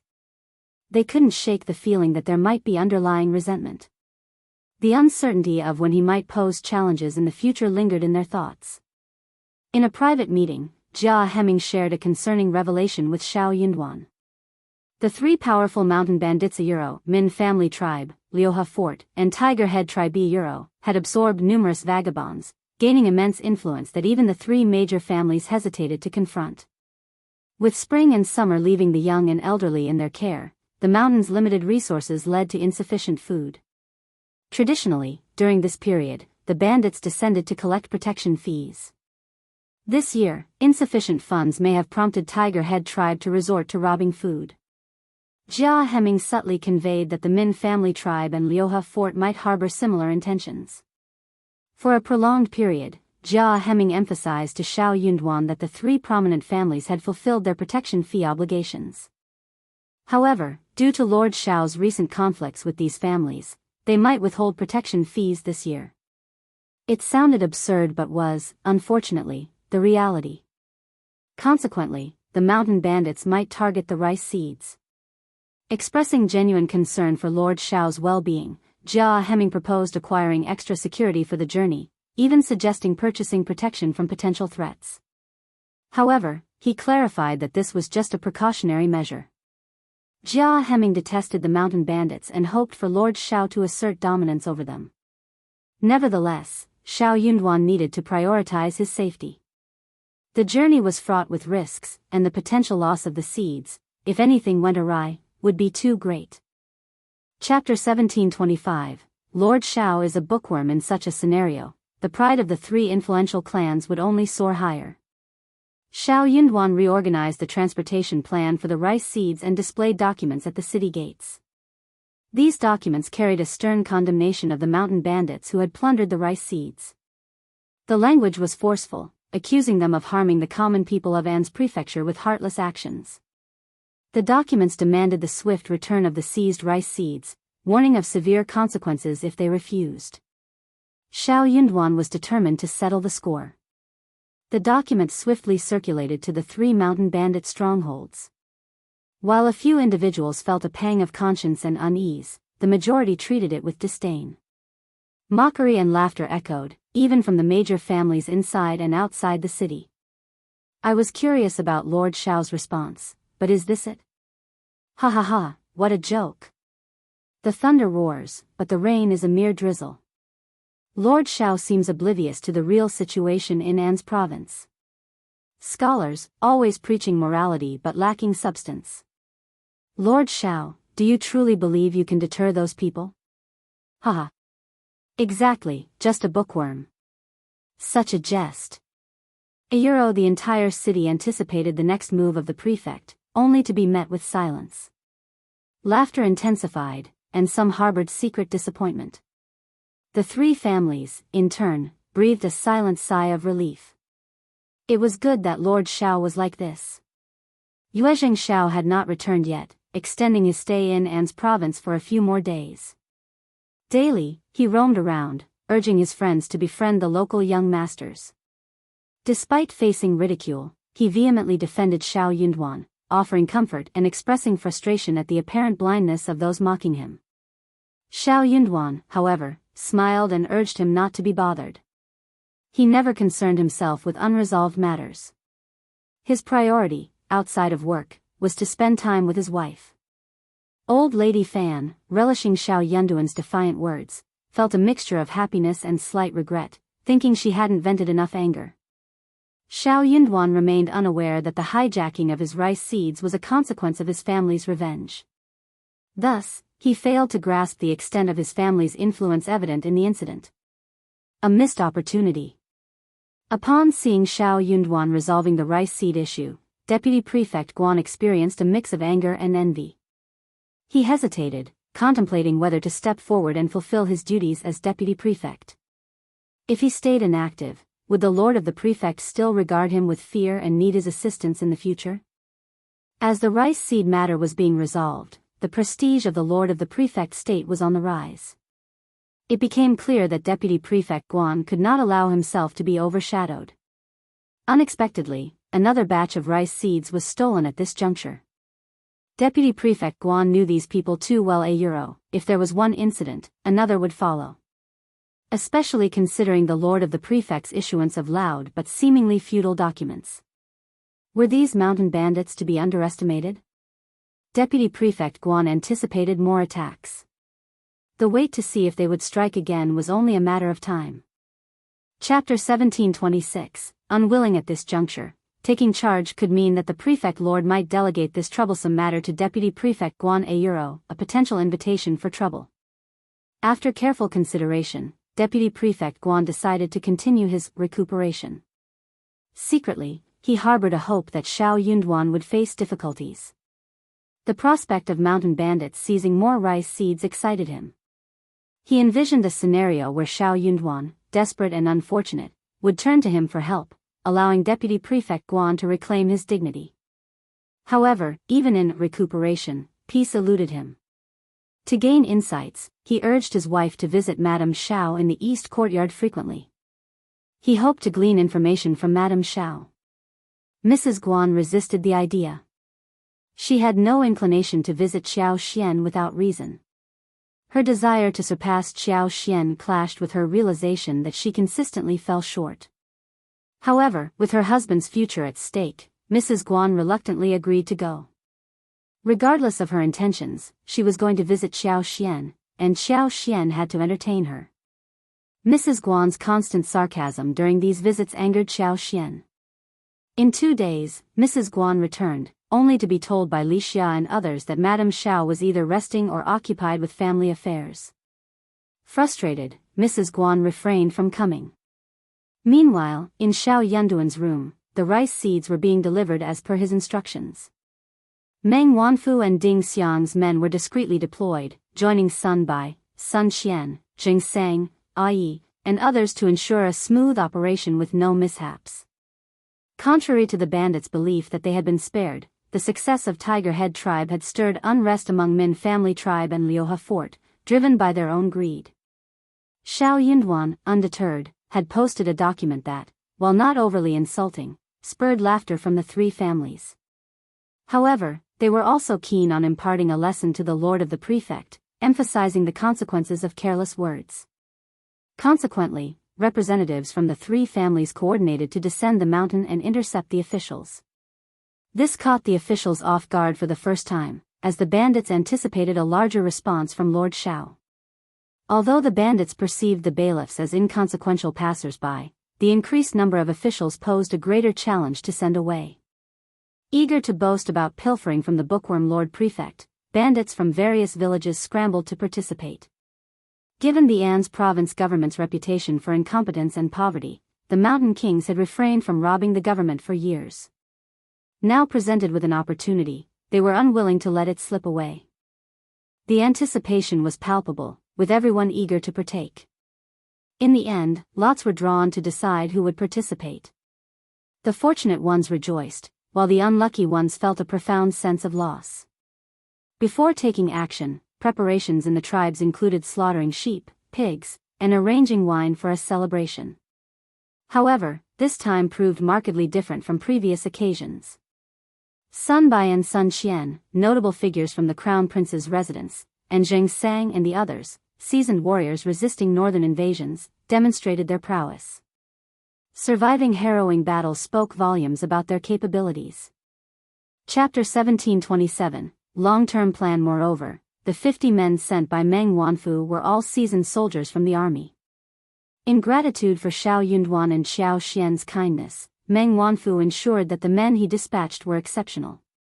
These soldiers, alongside the current bailiffs, were organized into two groups to escort the rice seeds to their respective towns. The strategy involved a combination of visible and covert presence, with professional scouts deployed to survey the route. Facing undisciplined mountain bandits, their superiority was evident. Moreover, Tiger Head tribe, swayed by Xiao Yunduan's diplomatic approach, perceived the lord of the prefect as pedantic and incompetent, a belief that played to their advantage. However, the bandits lay in ambush within a dense forest, attacking the convoy transporting rice seeds without provocation. Sun Bai, Sun Qian, and others, following the principle of capturing leaders before subduing the bandits, launched stealthy attacks. Their targets were the deduced leaders, and had it not been for Xiao Yunduan's directive to inflict serious injuries without causing deaths, many leaders would not have escaped unharmed. Xiao Yunduan had a deliberate plan. Amidst spring plowing, farming took precedence. He aimed to avoid escalating tensions by refraining from killing the mountain bandits during this crucial time. The death of any bandit could infuriate the others, potentially spiraling the situation out of control. As he hadn't yet fully consolidated control over the An's province government office and subdued the influential families, Xiao Yunduan sought to avoid unnecessary trouble. This time, the leaders of the three mountain strongholds, mainly second-in-command and third-in-command figures, were all injured, with some sustaining serious wounds. The skirmish unfolded swiftly, with arrows descending like rain and hidden weapons swarming like locusts. Caught off guard, the mountain bandits screamed and fell to the ground before they could react. Had the attackers not shown mercy, escaping might have been an impossible feat for the mountain bandits. Realizing they had been exposed and had lost a significant portion of their combat strength, the mountain bandits understood that gaining anything more was practically impossible. The attackers, masked and clad in green, concealed their faces and, in some cases, even their figures. It became apparent that these individuals were external reinforcements invited by the bookworm Lord Prefect. It seemed money truly had the power to accomplish anything. Despite the Lord Prefect's apparent pedantry and lack of knowledge, his affluent background allowed him to secure powerful assistance, leading to their defeat. Fortunately, Xiao Yunduan exhibited prudence. Aware of the Mountain King's formidable influence, he refrained from ordering any killings, opting to inflict injuries instead. Returning to their stronghold in a sorry state, the mountain bandits felt extreme shame. Even now, the mountain bandits failed to take Xiao Yunduan seriously. They believed he still harbored fear, considering why he hadn't seized the opportunity to kill them. The Min family tribe pondered the situation. Given the prefect lord's apparent sensibility and newfound allies, they decided to spare him this time. With numerous wealthy families in An's province, starvation was not a concern. They doubted the prefect lord possessed sufficient funds to retain these skilled helpers for an extended period. Recognizing the expertise of these individuals, the mountain bandits speculated on the considerable expense involved. Chapter 1728. Again and again the lord of the prefect seemed destined to become a spendthrift. In due time, those who felt wronged by him would settle their scores. They were not willing to bear such a significant loss. Learning of the Min family tribe's sentiments, Liuha Fort carefully considered the situation and formulated a similar plan. The Tiger Head tribe had reaped considerable benefits, with their second-in-command being the second person to descend the mountain. Unexpectedly, he was struck in the abdomen by an arrow, causing profuse bleeding and extreme pain. Recovery would take at least half a year, prompting him to endure the suffering temporarily. Revenge, as the saying goes, is a dish best served cold. Towns close to An's province promptly delivered the seeds, while those farther away saw the daily dispatch of escort teams to their respective locations, ensuring swift progress. The Fan family and the Mei family, anticipating Xiao Yunduan's embarrassment, were taken aback. Initially assuming that the Mountain Kings had refrained from another attack, further investigation revealed the battle had concluded before it even commenced. What was Lord Xiao up to? His actions were truly unpredictable. Old Lady Fan, angered by what felt like another slap in the face, refused to back down. She covertly sent benefits to the Tiger Head tribe, urging them to act again. A lesson needed to be taught to the lord of the prefect state. Reluctantly agreeing to the Fan family's request, the Tiger Head tribe couldn't afford to appear afraid of the bookish prefect, fearing damage to their reputation. Chao Meng, the second-in-command, bedridden and cursing Xiao Yunduan incessantly, now saw an opportunity for revenge through an alliance with the Fan clan. He was determined not to let it slip away, no matter the cost. Unable to take action personally, he delegated the task to his trusted subordinates.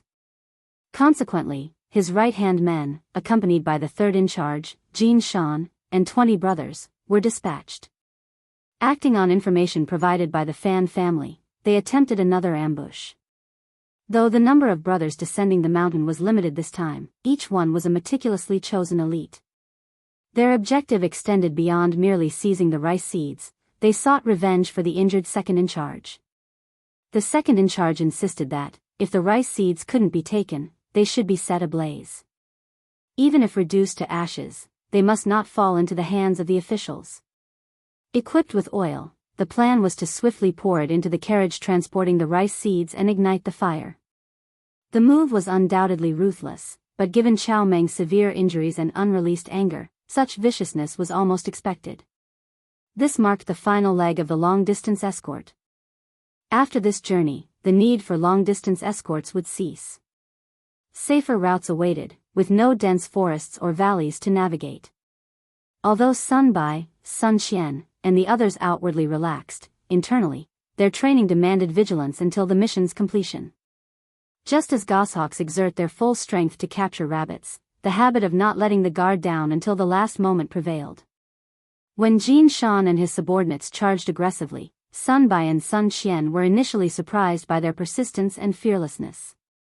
Yet, they remained composed. With swift shouts and orders, bailiffs rushed to protect the rice seed-laden carriage, while Sun Bai, Sun Qian, and their companions drew their swords to confront the assailants. The chaotic battle's outcome became evident swiftly. Burning with anger, Sun Bai, Sun Qian, and the others had spared these adversaries once before, but this time, they harbored no intentions of showing mercy. Chapter 1729. An's prefecture city is shocked again. Little did they anticipate that these individuals were unafraid of death and dared to face them head-on. The Tiger Head tribe believed they had come prepared, with a team of elite warriors catching the other party off guard. They were fueled by the desire to avenge their prior humiliation, gain significant advantages, and retaliate for their injured second-in-charge. With fervor coursing through their veins, they charged forward with aggressive determination, intending to erase their past shame and secure a resounding victory that would resonate throughout An's province. However, within half an hour, signs of their impending defeat became glaringly apparent. Jin Shan and his brothers, shocked and enraged, couldn't contain their emotions. Amid their anger and embarrassment, a loud shout pierced the air. Several individuals wielding fire torches rushed towards the carriage, disregarding all else. The remaining mountain bandits desperately attempted to provide cover. Upon seeing the imminent threat of arson, Sun Bai, Sun Qian, and their companions unleashed their restrained fury. What had initially been a 30% holdback transformed into unbridled aggression, each move calculated to take lives. Blood sprayed, limbs flew, and cries of agony echoed through the valley. The ground became a gruesome tapestry of scattered corpses, with dark red pools seeping into the sand, gravel, and grass, creating a chilling spectacle under the sunlight. As their brethren fell one by one, Jin Shan and the others roared in a desperate bid to fight back. Yet, the vast difference in strength between the two sides proved insurmountable, even with their reckless efforts. More lives were claimed, and the carriage transporting the rice seeds remained untouchable. With each casualty, the initially bold mountain bandits descended into fear, their once inspiring courage replaced by dread. Chao Meng's right-hand man succumbed to panic, losing the initial ambition to avenge his boss. Shouting orders to cover their retreat, they dragged a red-eyed Jin Shan away, desperately fleeing the scene.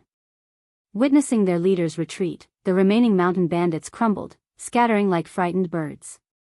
Had escorting the rice seeds not been their paramount concern, and the fear of potential mishaps gripping them, none would have managed to escape.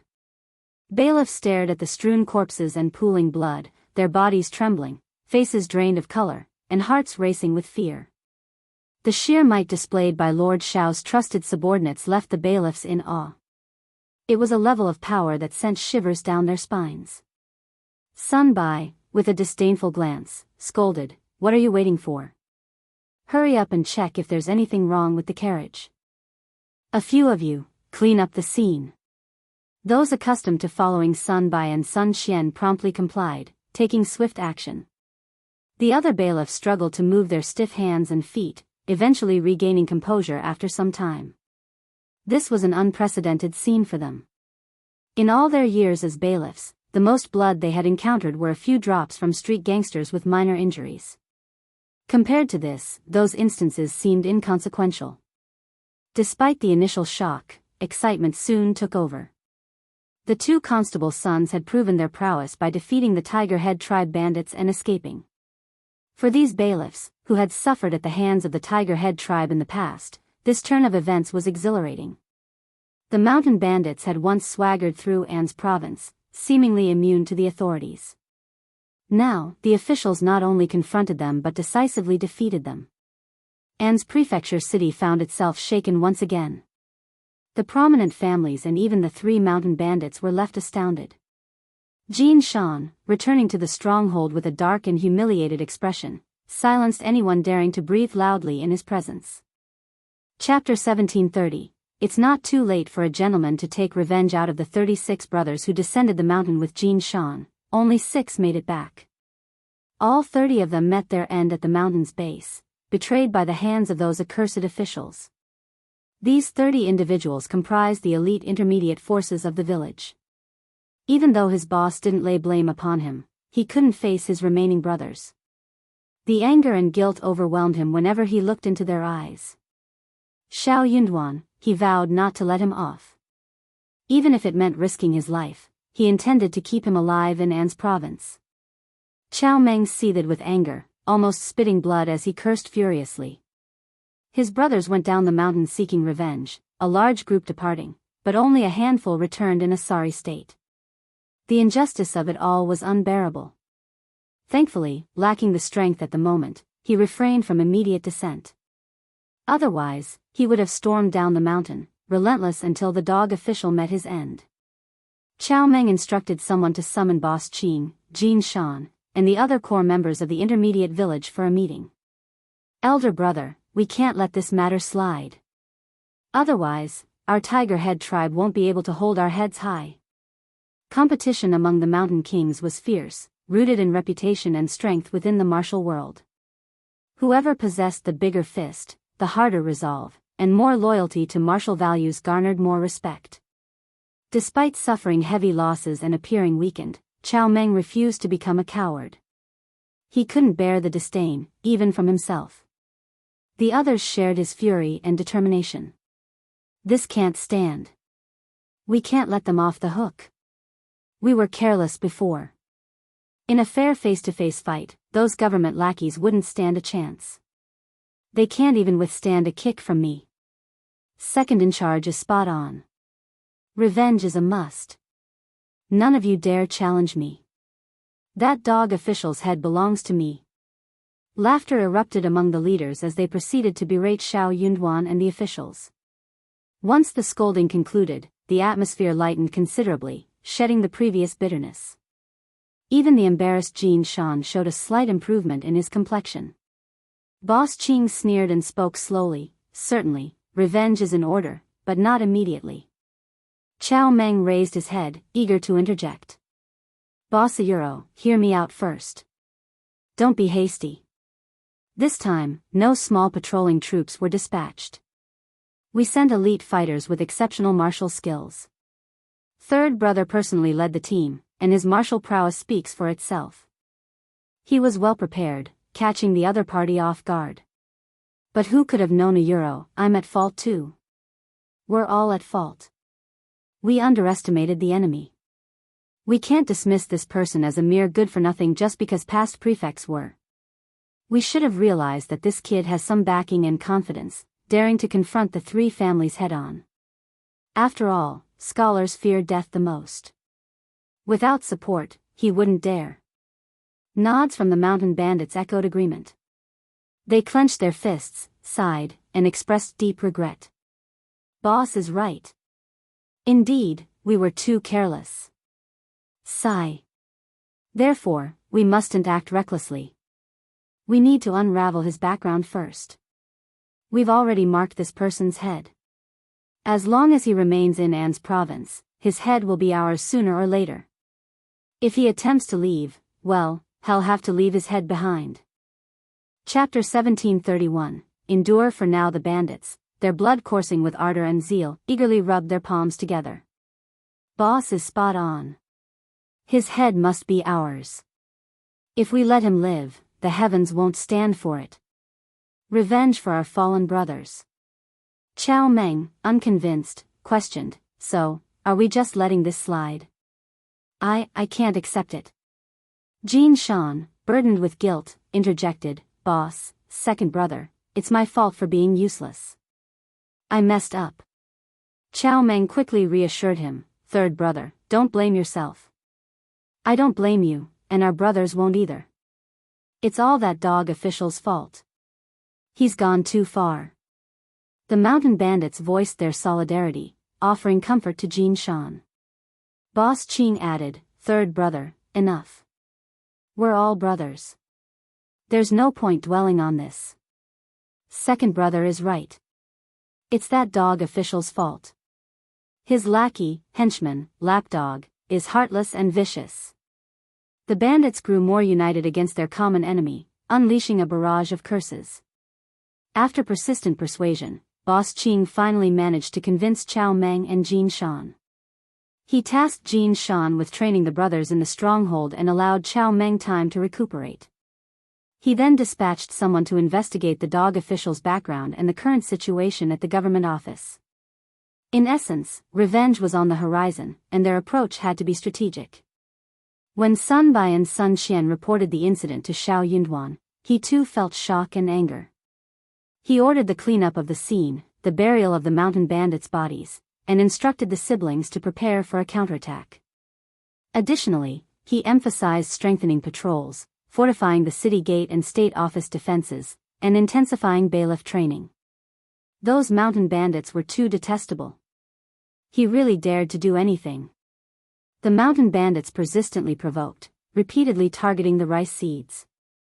Unable to steal them, their intent shifted to destruction, marking them as perpetrators of a heinous crime deserving punishment. Despite the justified anger, Xiao Yunduan remained cautious of potential counterattacks and revenge. Jia Heming, the exception, maintained silence but harbored secret satisfaction. He grew increasingly engaged in sharing the Lord of the Prefect's concerns, offering ideas willingly. In stark contrast, the other scribes trembled in fear, haunted by the possibility of mountain bandits infiltrating the city for vengeance. There were also a few scribes who resigned because they could not withstand this fear. When Xiao Yunduan asked for the reason, he either said that he was too old to delay his work, so he had to resign, or that he did not think that he was suitable for the job, so he found another Oniyuro. Xiao Yunduan knew what was going on, so he did not ask them to stay.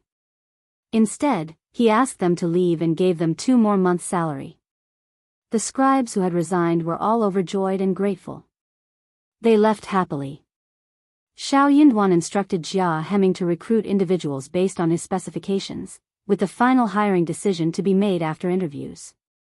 Numerous child students who couldn't attain cultivated talent status were available. While local cultivated talents were scarce, there were still some within reach.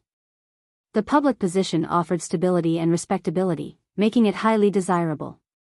Moreover, candidates often came from families with existing government office connections, instilling confidence and deterring potential provocations. This was something that nothing else could compare to. Xiao Yunduan felt that it was exactly what Xiao Yunduan wanted when these people left on their own accord. That way, he would be able to choose his own people.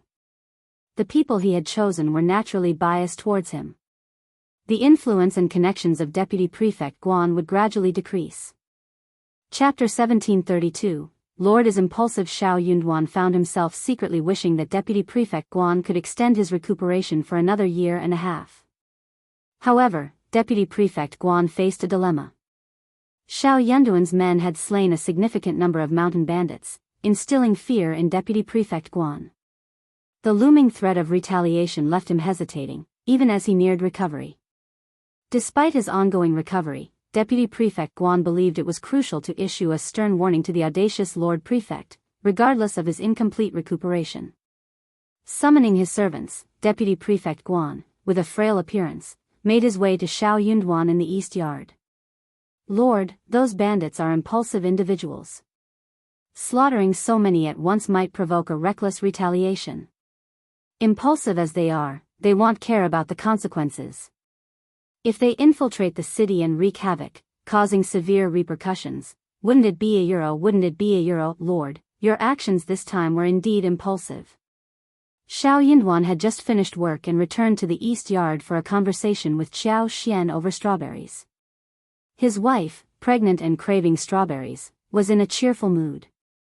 Capitalizing on her good mood, he intended to enjoy some benefits. Just as they were indulging in a moment together, Deputy Prefect Guan's arrival forced Xiao Yunduan to attend to him in the study. Observing Deputy Prefect Guan feigning injury, Xiao Yunduan could no longer tolerate it. Attempting to teach him a lesson, Xiao Yunduan hinted at publicly punishing Sun Bai and Sun Xian to appease the bandits' anger. Deputy Prefect Guan, are you suggesting that Sun Bai and Sun Xian should let the bandits burn the rice seeds and harm people? This way, the bandits won't descend the mountain for revenge, and the government can proceed without worry? Deputy Prefect Guan indeed harbored such thoughts, but he dared not voice them. Furthermore, he recognized that once the rice seeds were set ablaze, the quantity euro, tens of thousands of kilograms euro, posed a formidable challenge for transportation from other locations. Not only did the issue extend to quantity, but it also involved substantial concerns regarding time and financial resources. To be blunt, there was no right course of action in this predicament. Yet, wasn't it Lord Xiao who had stirred up this turmoil? If only his initial stance had been more accommodating, wouldn't this crisis have been averted? However, Deputy Prefect Guan hesitated to express this sentiment, burdened with grievances. He believed that his actions were for the greater good of An's province, the state government, and its citizens. Nevertheless, the Lord of the Prefect not only failed to grasp or appreciate his intentions but also exhibited aggression. In Deputy Prefect Guan's view, if he hadn't intervened, An's province would have remained unscathed. The moment he arrived, the situation escalated dramatically, resulting in numerous casualties. The Toll and Tiger Head tribe alone was significant, and they would undoubtedly seek retribution. These bandits were interconnected. The Min family tribe and Liuha fort might exploit the chaos, and by offending the three major clans, he had simultaneously antagonized all family clans in An's province. In such a predicament, who would come to his aid? Did he genuinely believe that he could resolve the bandit issue in An's prefecture merely because he had a few martial artists with decent skills? Such a notion was gravely mistaken. If it were indeed that straightforward, the imperial court would have dispatched officials long ago to address the matter. They couldn't afford to turn a blind eye to such a significant issue. Chapter 1733, more angry if the bandits were driven to fury and resorted to killing civilians as an act of revenge, who would bear the blame? Let's observe if the commoners would direct their discontent towards none other than the prefect.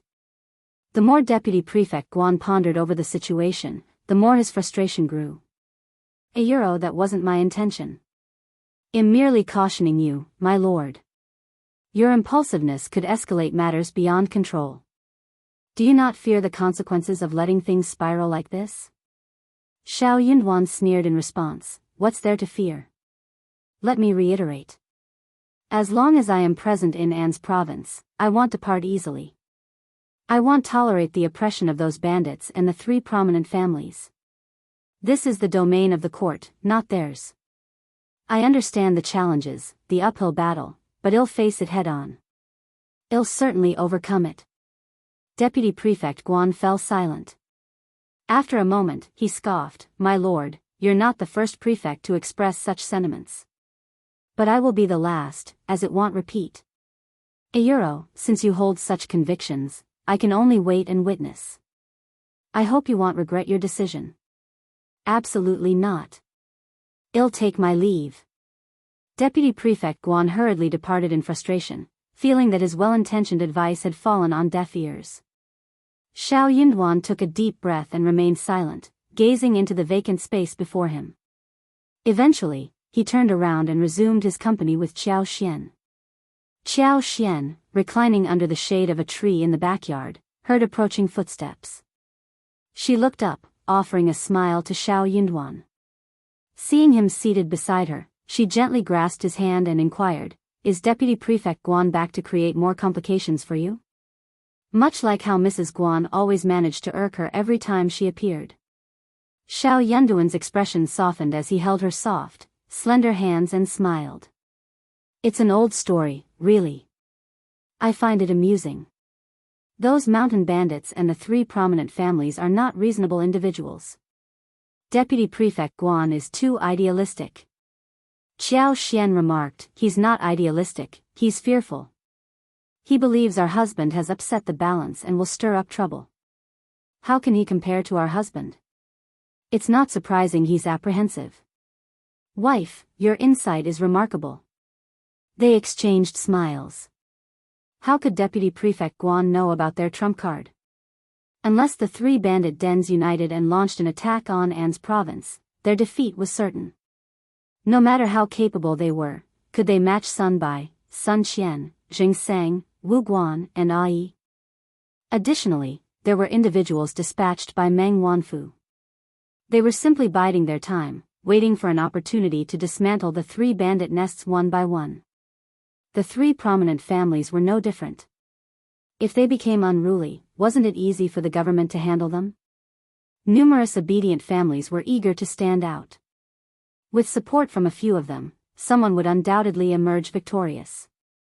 If the three prominent families decided to lavish money and resources on others, they might find themselves unable to outdo their own families.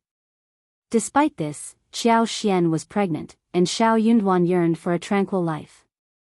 Yet, some individuals seemed determined to avoid peace. Initially, Qiao Xian and Xiao Yunduan had planned to venture outside the city to survey those lands. However, amidst the unfolding events, such plans were now impossible. At this moment, Xiao Yunduan would not allow her to leave the city. The air was thick with uncertainties. In An's province, events unfolded in ways that defied expectations elsewhere. Qiao Xian was aware of her own safety, yet she couldn't disclose her superpower to him, forcing her to resign herself to the silence. Chapter 1734, No more show the potato and herb seeds, along with some fruit saplings, were delivered, courtesy of Yue Jingshao. Qiao Xian expressed her gratitude and arranged for someone to transport the seeds to the state office's backyard, eager to inspect them herself. Qiao Xian found solace when she infused her superpowers into the seeds. This way, even if she couldn't tend to the 500-meter field for a year, she was confident it wouldn't result in a misshapen harvest. With little else to occupy his time, Yuezheng stayed for a few days to assist. He diligently planted all the seeds and herbs before bidding farewell to Xiao Yunduan and Xiao Xian. I have a feeling An's province isn't as peaceful as it seems. Those families are too audacious. Lord Xiao, if you ever need assistance, just let me know. Yuzhang isn't far, we can reach here in 2.5 days without delay. I also want to test the Yuezheng family's influenza euro for the Yuezheng family to offer assistance. They would need connections in the business world. If An's province sought to wield this as a threat against Xiao Yunduan, they might find themselves outmatched. Suppressing the Yuezheng family, Zhao Shu, and the 3 major families of An's province seemed like an improbable dream. Xiao Yunduan chuckled heartily and clasped his hands at Yuezheng Xiao.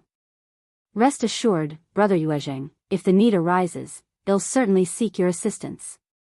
Yuezheng Xiao responded, it's not just assistance, it's a mutually beneficial arrangement. We've always sought win-win situations.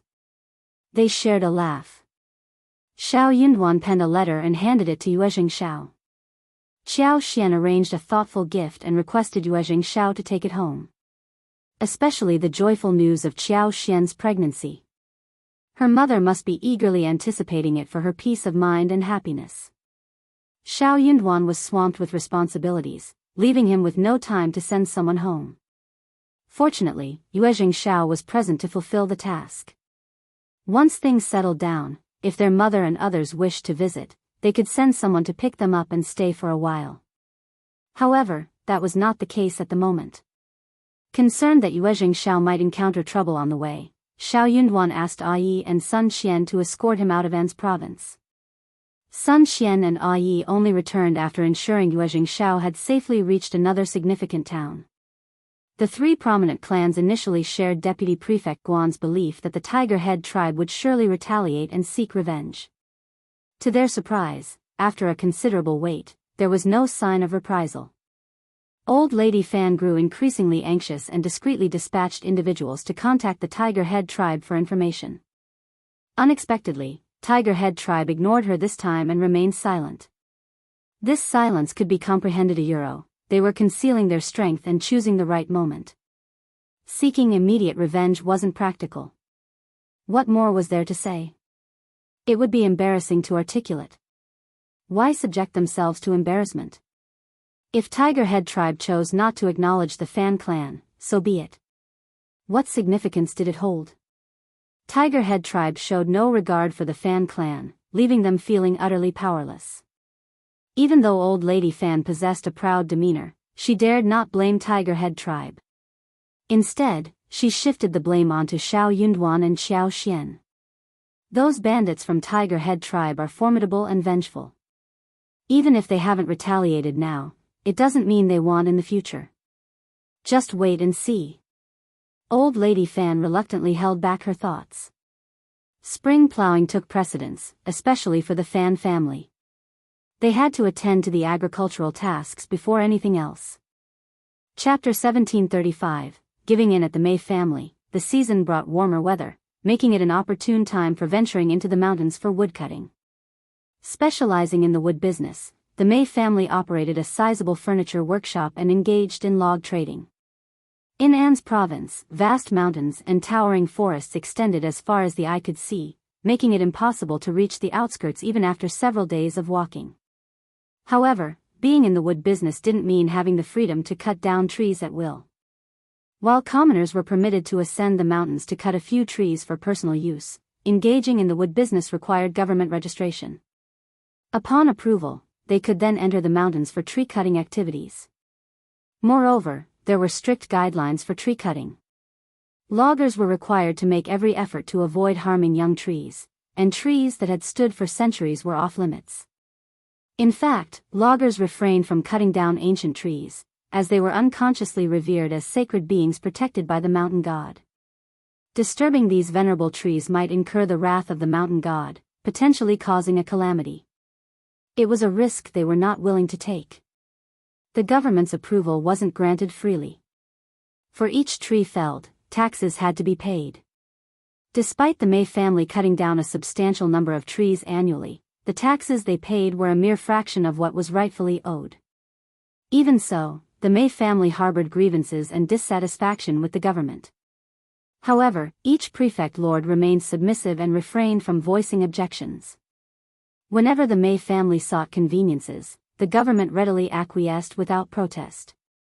This treatment extended to the other two family clans. As for the various other large and small family clans, as long as they aligned themselves with the three leading families and followed in their wake, they were assured a share of the benefits. Without this arrangement, the government of An's province wouldn't have incurred such significant losses, leaving them with less than 100 taels of silver. They often found themselves borrowing money from the three major families to cover salary distributions. This loan wasn't granted without conditions. It required them to offer something in exchange, such as government-approved documents.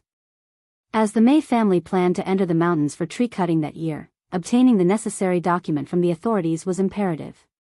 Without it, foreign merchants would refuse to take goods from them to avoid potential complications. If discovered by the government without the required document, not only would their goods be confiscated, but hefty fines would also be imposed. No one was willing to take such risks without proper documentation. Despite the May family looking down on the An's province state government, it remained an irreplaceable entity for any family clan, regardless of their power. Two madams from the May family visited Xiao Xian with gifts. Anyone seeking to navigate the complexities of governance would first pay a visit to Xiao Xian, the wife of the prefect.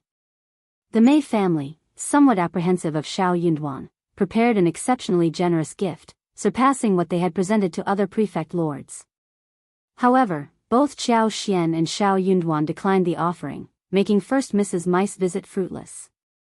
Xiao Xian firmly rejected the gift, prompting first Mrs. May to attempt changing the subject. Faced with Xiao Xian's insistence, she had no choice but to take the gift back. It marked the first time someone had returned a gift from the May family, leaving first Mrs. May feeling disgruntled. Xiao Xian shared the encounter with Xiao Yunduan, jesting, "The May family is making their move. Hubby, keep an eye out. Much depends on this." Xiao Yunduan smiled. Let them try to compete with those mountain bandits from the Tiger Head tribe. Chapter 1736, and State's Intermediate Peace. Old Lady Fan reveled in the May family's setback. She had long asserted her desire to teach the inexperienced prefect lord a lesson, making him understand who held true authority in An's prefecture. Now, it seemed like retribution had arrived. Did they recall the satisfaction they felt watching the Fan family's missteps in the past? Now that the tables were turned, did they still relish in that feeling? Anticipating that the May family would approach them to discuss countermeasures, Old Lady Fan had prepared to mock them. However, to her surprise, the May family acquiesced. Soon after, the May family dutifully paid the official fees and obtained the required document to commence their mountain work. Observing this, Old Lady Fan, who had been expecting a show, felt greatly disappointed. Witnessing the May family's compliance, the Hua family abandoned their initial resistance and diligently went about their work. Upon hearing about Madame Xiao's cultivation of medicinal herbs in the fields, the two madams of the Hua family paid a visit. Their expressions suggested a keen interest in the matter. Xiao Xian didn't reject their curiosity but engaged with them with a subtle smile. If the Hua family presented a favorable offer, selling the herbs to them wouldn't be out of the question. With the three major families exhibiting discipline, the other large and small family clans dared not act out. An's province, as a whole, experienced an unusual tranquility, fostering a flourishing environment. Jia Hemming and others were invigorated and exuded confidence. Yet, during private discussions between Xiao Xian and Xiao Yunduan, both were skeptical that the three families would simply let the matter rest. Their restrained actions were a result of not fully understanding their own background, and it wasn't the opportune moment to act recklessly. They refrained from hasty moves, aware that, given the chance, they would unleash their full strength and attack without hesitation. Xiao Yunduan remained vigilant, recognizing that peace was precarious. This period offered an opportunity for recuperation and personal growth. Sun Bai and the others could dedicate more time to training the bailiffs in the 500 meters. Qiao Xian's land had undergone exploration. 2,000 mu of potatoes were planted on 4,000 mu of flat terrain, while the remaining 1,000 mu, along with hundreds of mu at the mountain's base, were dedicated to King Solomon's seal, angelica, crowdipper, and honeysuckle cultivation. Exploring the entire 50,000 mu of mountains was a slow process. With only 6,000 mu opened up so far, the rest temporarily halted. Summer's arrival, bringing increased vegetation and the presence of poisonous snakes, insects, and ants in the mountains, made exploration unsuitable. They planned to resume exploration in late autumn, hiring more personnel at that time. The 6,000 mu already explored were exclusively dedicated to peppercorn cultivation. Yue Zhengshao's connections facilitated the transportation of seedlings from the southwest, arriving at an opportune moment. Qiao Xian opted to plant all the peppercorns for easier management, reserving star anise and pepper planting for the following year. Despite the unsuitable exploration conditions during this time of the year, they focused on constructing roads, houses, and warehouses. Qiao Xian tasked Songshe and others to spend an additional month or so to complete these tasks. Previous employees could continue to be employed for these endeavors. Qiao Xian instructed Songshe, Lu Fu, and others to discreetly observe. Subsequently, she selected approximately 20 individuals from these intermediate workers and approached them, inquiring if they were willing to sign long-term employment contracts. With numerous plots of land requiring daily management, relying solely on Songshe and the others proved insufficient even with their unwavering dedication. Assigning individuals to patrol the mountain daily became essential, monitoring the growth of the herb seedlings. It was imperative to address any deficiencies promptly and weed the areas in need. Chapter 1737, Deputy Prefect Guan's recovery. Songshe and the others would feel more at ease with short-term workers overseeing the tasks.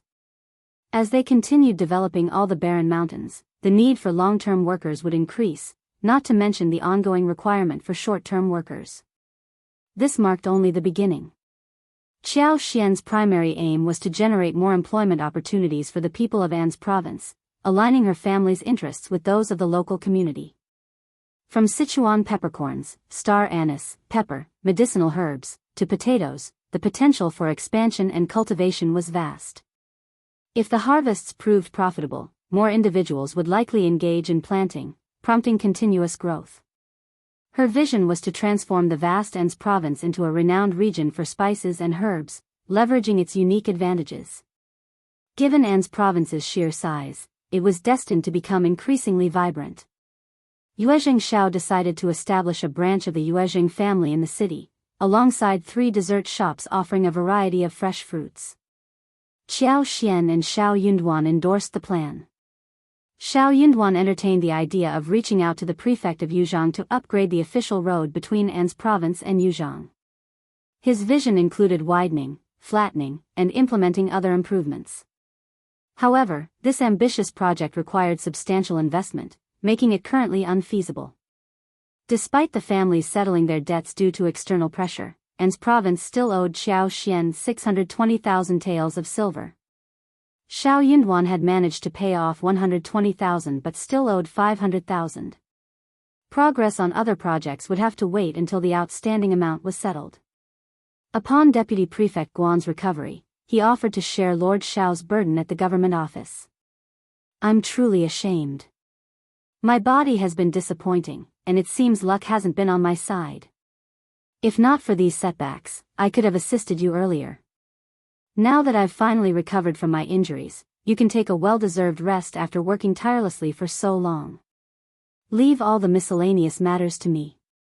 Lord, rest assured. Having spent many years in An's province, I'm intimately familiar with its administrative affairs. I guarantee flawless resolution of all matters on your behalf. Lord, feel free to stay away from the government office for at least half a month." Deputy Prefect Guan confidently patted his chest, addressing Xiao Yunduan with a smile.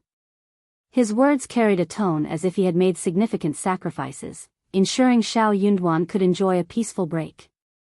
It almost seemed as if Xiao Yunduan had taken advantage of him. He fell short of saying, "Look at all I've done for you," without asking for anything in return. Let's see if I'm treated well. Xiao Yunduan chuckled inwardly. Did Deputy Prefect Guan think others were fools? It was evident that if he continued pretending to be unwell, he would gain nothing and lose all his prestige. Despite his impatience, he spoke with great pomp. If he claimed to have fully recovered and could resume normal duties, Xiao Yunduan wouldn't bother arguing at this point. However, Deputy Prefect Guan's eagerness to seize power while framing it as if Xiao Yunduan had taken advantage of him was quite distasteful. Taking care of one's health is crucial. Have you genuinely recovered? If not, there's no harm in taking a bit more time to recuperate. I'm not heartless. Even if you decide to rest for another year and a half, the rightful salary will still be yours. Chapter 1738, Taking Charge. I'm a representative of the party, committed to serving the people and pursuing their best interests. It's both my duty and a matter of trust bestowed by the imperial court. How could I easily delegate these governmental responsibilities to others? Wouldn't that be a betrayal of both the imperial court and the people? If you've truly recovered, feel free to resume your office duties tomorrow. I have full confidence in your ability to handle the job excellently. Don't even consider taking on tasks that aren't rightfully yours. Deputy Prefect Guan proved to be more audacious than Xiao Yunduan had anticipated. Despite Xiao Yunduan's attempt to extend some courtesy, Deputy Prefect Guan believed he could push for more. Flashing a forced smile, he assured, "Rest assured, Lord, I'll handle my responsibilities. Just focus on your recovery. I managed all affairs in An's province before your arrival, so I'm well versed and won't make any mistakes. As Deputy Prefect, it's my duty to assist you." Ignoring the unreasonable man, Xiao Yunduan dismissed him with a few words. To his surprise, the next day at the government office, Deputy Prefect Guan acted as if he were in charge, issuing orders with authority. Being Deputy Prefect, he already had supporters who flattered him. With his arrival, they saw a leader and eagerly followed suit. Observing him seamlessly taking charge and managing affairs as usual brought even more joy to his demeanor. What did this signify? It meant that within the government office, Deputy Prefect Guan's status remained unshakable, and his influence persisted. This development alleviated tension among the office staff. Jia Hemming and other scribes, who were not accustomed to Deputy Prefect Guan and were hired by Xiao Yunduan, found it unbearable. After some deliberation, they decided to adhere to the established rules in the government office. Everyone would perform their duties impartially, following Lord Xiao's instructions or official protocols. In case Deputy Prefect Guan issued any directives, they would seek confirmation from Lord Xiao before complying. Observing Deputy Prefect Guan's enthusiastic demeanor, Xiao Yunduan noticed he immediately assumed a masterly role upon returning to work. Choosing to avoid the situation, Xiao Yunduan opted to spend more time with Xiao Xian in the backyard, giving Deputy Prefect Guan the freedom to act as he pleased. As he devoted himself to addressing challenges, Xiao Yunduan also assessed the individuals within the government, identifying those who could genuinely be nurtured, discerning the unworthy, and recognizing the fence-sitters. He believed in addressing all issues comprehensively rather than allowing problems to persist. Deputy Prefect Guan reveled in this newfound authority, secretly patting himself on the back. Confident in his unassailable position within government office, he drew strength from years of managerial experience and a network of loyal subordinates. Despite Lord Xiao's competence, Deputy Prefect Guan felt assured that, given his role in managing the bailiffs, Lord Xiao would not disregard him or refrain from relying on his expertise. However, his confidence waned as he soon realized that the current provincial government was no longer a realm where he could command as he pleased. Many scribes were proving less than obedient, challenging his authority. Chapter 1739, Let him do it. Unlike in the past, when he gave an order, someone would immediately follow it. It wasn't like now, where they would reject him or use Lord Xiao as an excuse, which made Deputy Prefect Guan furious. Deputy Prefect Guan was unwilling to give up, so he started looking for trouble. However, Jia Hemming knew him well and had long been on guard. It was not so easy for him to catch Jia Hemming and the others. After all, Jia Hemming wasn't targeting him on purpose. He was doing everything according to the rules, or he would rebut everything by saying, "Lord Xiao told me to." Deputy Prefect Guan was furious. In the past, Jia Heming and the others wouldn't have had the guts to do this to him. They were relying on Lord Xiao. Did they really think that he could not deal with them? Unable to find legitimate faults, Deputy Prefect Guan resorted to targeted harassment against Jia Heming. Exploiting his authority, Deputy Prefect Guan abused his position to control others and assigned Jia Heming a mission with the intention of making it impossible to complete. He subtly instigated trouble through veiled hints, creating a situation where Jia Heming faced insurmountable challenges. Seizing the opportunity, Deputy Prefect Guan publicly berated Jia Heming, accusing him of being careless, incompetent, and unworthy of his position. Jia Heming, grappling with his anger, attempted to defend himself. However, before he could articulate his points, Deputy Prefect Guan rudely interrupted him, levying accusations of rudeness, disrespect, and insubordination without providing any chance for explanation. Though cursing inwardly, Jia Heming refrained from uttering a word, fearing that any response might lead to further name-calling and derogatory labels. Witnessing Jia Heming's silence, Deputy Prefect Guan took pleasure in his perceived victory. Fueling his anger, he intensified the verbal assault, aiming to set an example and showcase the consequences of opposing him and disregarding his authority. This targeted mistreatment persisted for 3 to 4 consecutive days, as Deputy Prefect Guan continued to subject Jia Heming to various forms of harassment. Initially, there were individuals who covertly supported Jia Heming or spoke positively on his behalf. Unfortunately, Deputy Prefect Guan implicated these sympathizers, intentionally subjecting them to difficulties. Upon realizing that Lord Xiao seemed unaware of the situation, the scribes who were initially aligned with Deputy Prefect Guan chose to remain relatively quiet. However, as the perceived lack of awareness from Lord Xiao continued, they grew bolder, exacerbating the challenges for Jia Heming and his associates. During Deputy Prefect Guan's recovery, Xiao Yunduan visibly valued Jia Heming, eliciting long-standing envy from those who harbored resentment. In Deputy Prefect Guan's absence, they refrained from hasty actions. With the opportunity presenting itself and no objection from Xiao Yunduan, their discontent could no longer be contained. Their actions escalated without restraint, further complicating the challenges faced by Jia Heming and his allies. These individuals took great satisfaction in their actions and showered Deputy Prefect Guan with flattery behind his back. They emphasized the Deputy Prefect's indispensability, asserting that, regardless of Lord Xiao's capabilities, his success in governing An's province hinged on the Deputy Prefect's unparalleled knowledge after years of residency. In their view, Lord Xiao's perceived significance was merely temporary, a consequence of Deputy Prefect Guan's absence due to recovery. Upon Deputy Prefect Guan's return, Jia Heming not only refused to step aside but also attempted to rival Deputy Prefect Guan. This audacious move, using chicken feathers as arrows, reflected a clear overestimation of his own importance, bordering on the laughable. In the inevitable choice between him and Deputy Prefect Guan, Lord Xiao would undoubtedly favor the Deputy Prefect. It went without saying, self-awareness is a crucial trait. Lacking it, one might unwittingly become a clown, blissfully unaware of their own folly. Chapter 1740, Reject Deputy Prefect Guan completely agreed with the words of the scribes who surrounded him and fawned over him. He deeply agreed with them and felt even more pleased with himself. His courage became greater and greater, and he became more and more unrestrained. He didn't dare to think about it at first, but now he couldn't wait. For example, official accounts. Deputy Prefect Guan knew better than anyone whether there was money in the original government accounts. No matter how poor the government office was, he did not care. Anyway, it had nothing to do with him. Even if he was poor, he would not be poor.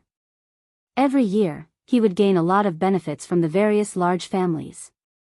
He had been hoping to see Xiao Yunduan make a fool of himself when he was asked to do this. But he did not expect that Xiao Yunduan was so rich that no lord of the prefect could do anything about the thousandth of a tael, use it judiciously.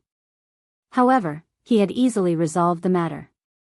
Deputy Prefect Guan felt extremely depressed, as if he wanted to see a joke fall through and become a clown. Despite hailing from a wealthy family, Deputy Prefect Guan, if unconvinced, found himself compelled to suppress his feelings. What took him by surprise was the revelation that the prefect lord wasn't just affluent but possessed an assertive temper. Despite this, the three great clans and even the normally outspoken Tiger Head tribe had acquiesced to his authority. Though Deputy Prefect Guan recognized the temporary nature of this compliance, the unprecedented scenario left him uneasy. The present state of the official accounts marked a departure from the norm. The Prefect Lord injected considerable funds, meticulously documenting each transaction. While the funds were beyond the current Deputy Prefect's reach, the curiosity to inspect the records lingered. However, Deputy Prefect Guan faced an unexpected obstacle when Scribe Fong, responsible for overseeing the accounts, rejected his request to review them. Seemingly polite on the surface, Deputy Prefect Guan had ostensibly invited Scribe Fong to seek Lord Xiao's approval for document access. While he claimed he could only read it upon seeing it, it was a deliberate move on his part. Fuming with anger, Deputy Prefect Guan was convinced that Scribe Fong, known to be on good terms with Jia Hemming, was intentionally siding with him. Determined to inspect the account book, Deputy Prefect Guan sternly issued the order. However, Scribe Fong stood firm, refusing to budge. Outraged and humiliated, Deputy Prefect Guan escalated the situation, commanding his trusted aides to forcefully seize the document. Scribe Fong, equally furious, vehemently resisted. News of the commotion quickly spread, drawing a crowd of onlookers within the limited space of the state office. Jia Hemming and his allies rushed to the scene, supporting Scribe Fong, while Deputy Prefect Guan's aides adamantly pressed forward. The confrontation escalated into a heated argument, neither side willing to yield. Jia Hemming, with a mocking tone, intervened. The Prefect Lord should decide on this matter. According to the rules, only the Prefect Lord has the right to authorize the reading of the account book. If you wish to inspect it, Deputy Prefect Guan, seek permission from Lord Xiao. Why resort to force? Scribe Hu, backing Deputy Prefect Guan, sneered sarcastically, don't invent rules to give orders. Since when did An's province adopt such absurd regulations? Everything was fine before. You're just stirring up trouble. Can't the Deputy Prefect see it? Even if you consult Lord Xiao, wouldn't he allow the Deputy Prefect to check the accounts? Why go through all this trouble? Deputy Prefect Guan sneered in agreement, garnering nods from those around him. Chapter 1741, Angry, exactly. Lord Xiao has always esteemed the Deputy Prefect, so it's only natural he'd grant permission.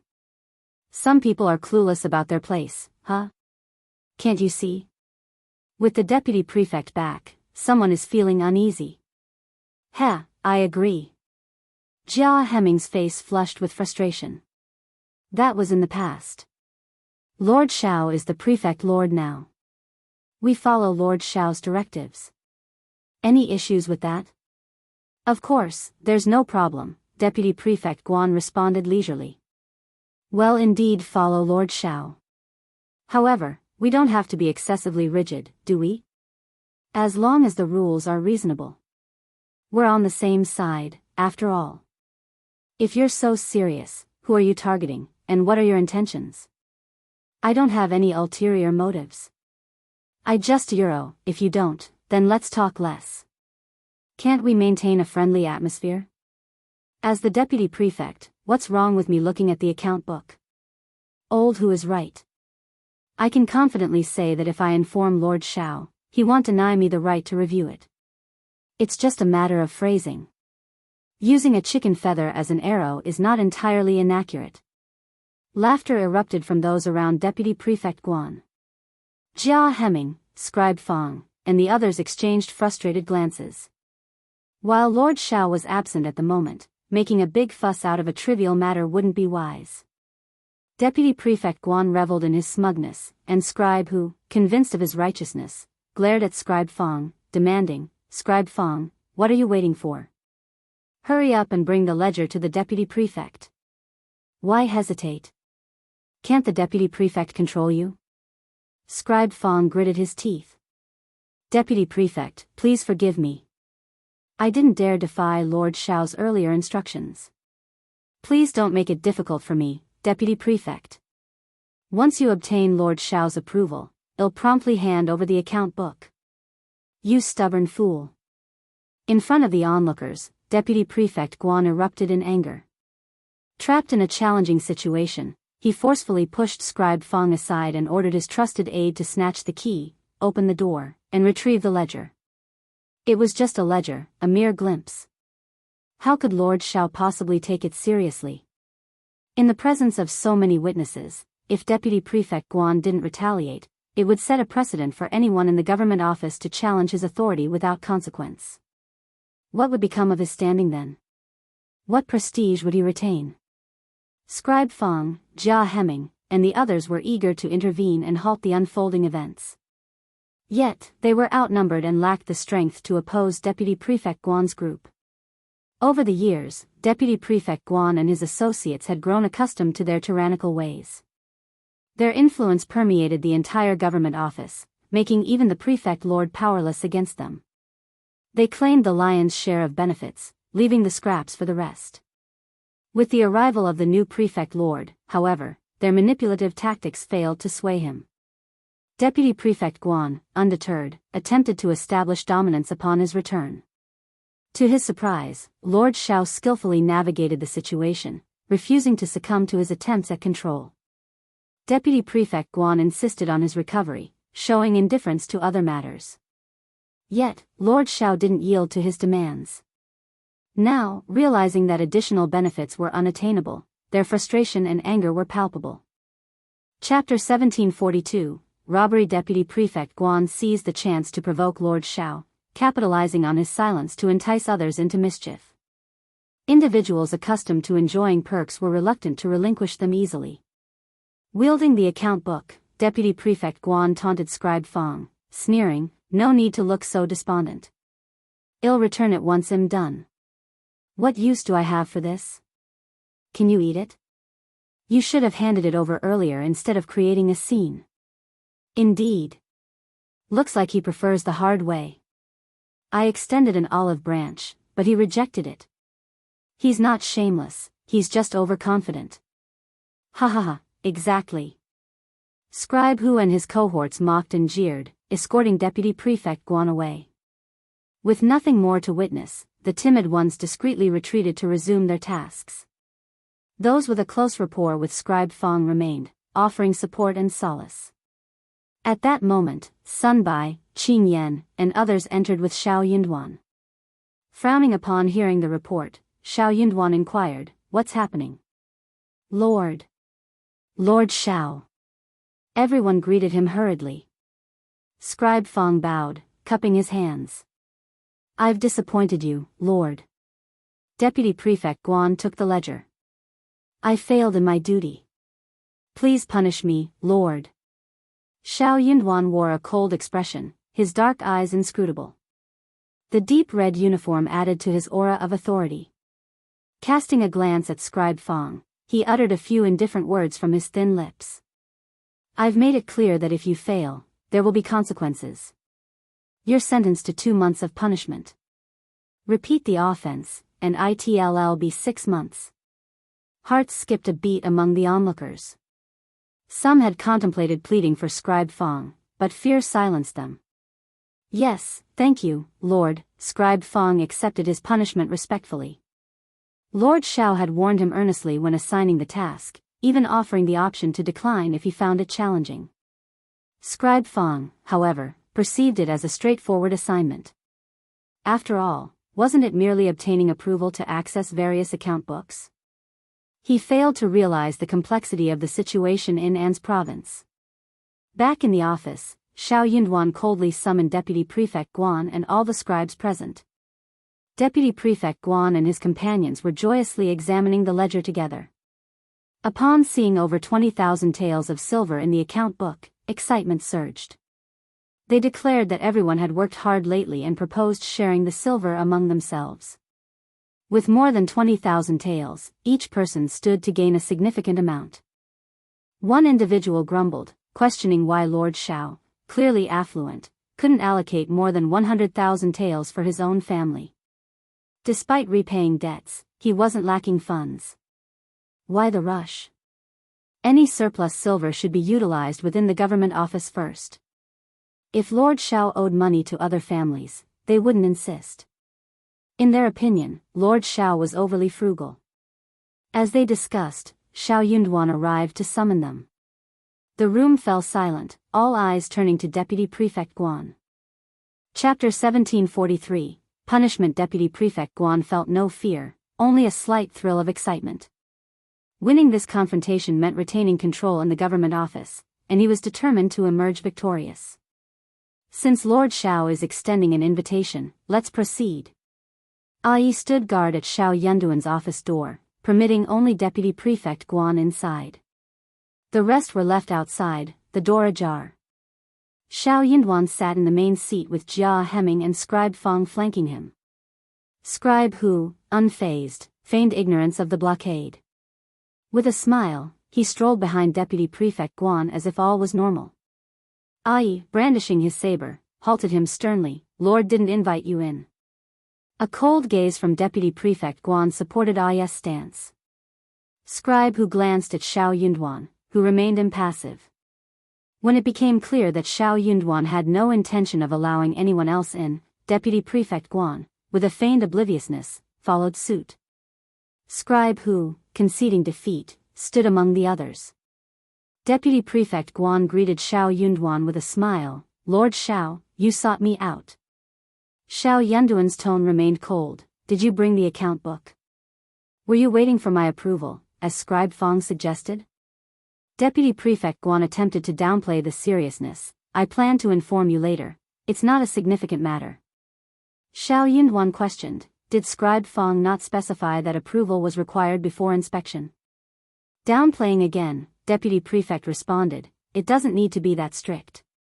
Xiao Yunduan cut through. Am I not your superior? Yes, but Lord, I don't mean anything else. Nothing. Xiao Yunduan erupted in anger. You blatantly disregarded my words, causing a ruckus in Scribe Fang's office, smashing, snatching the key and ledger. And now you claim innocence. Deputy Prefect Guan, what if you did have ulterior motives? Planning to steal my official uniform and parade around? Deputy Prefect Guan, shocked and flustered, stammered, Lord Xiao, I genuinely had no other intentions. I assumed you wouldn't mind a trivial matter like reviewing the account book. Why should I not care? The prefecture's accounts encompass all expenses within its jurisdiction. How trivial is that? In your eyes, it's a minor affair. Deputy Prefect Guan, what position do you hold if you lack such basic common sense? Deputy Prefect Guan felt a surge of darkness but held himself together. Bitterly, he pleaded, My lord, it wasn't my initial intention. Scribe Fang's words were harsh, and he spoke hastily.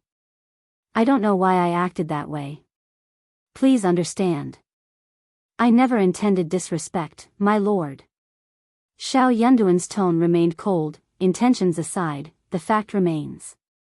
Deputy Prefect, I am the guardian of An's province. Past matters may not concern me, but as long as I am prefect, my rules must be followed. Despite my repeated warnings, it seems you pay no heed. Are you confident I can't take action against you? I wouldn't dare. Why wouldn't you dare? How dare you falsely accuse Scribe Fang in my presence? Numerous witnesses were there. If I interrogate them, do you believe I won't uncover the truth? Can you fool them with just a few words? Chapter 1744, Interrogation. Lord Scribe Fang failed to protect the account book. It's his negligence. I'll punish him with 2 months of salary. And you publicly provoked the prestige of the leader and disregarded it. What crime should you be guilty of? Lord. Deputy Prefect Guan's face alternated between red and white. He staggered a few steps and almost fell. I really don't have such thoughts, Lord. This from the beginning to the end, it was just that I was muddle-headed and rushed to say something to then I'll punish you. Do you admit it? Deputy Prefect Guan felt suffocated. He felt extremely aggrieved.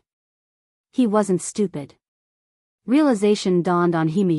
He had succumbed to greed and walked right into Xiao Yunduan's cunning trap. Xiao Yunduan wasn't oblivious to his recent actions. He not only knew but also disapproved. The trap had been set, and he had walked right into it. His own confusion played a part. Upon returning to the government office, he discovered a stark difference from the past. Smooth sailing was replaced by turbulence, and the once abundant flattery and favor had dwindled. Fueled by anger and indignation, he sought to reclaim his lost prestige. Xiao Yunduan's stoic silence further fueled his fervor until he couldn't restrain himself any longer. Suddenly, Xiao Yunduan seized on his lapse, delivering a powerful blow.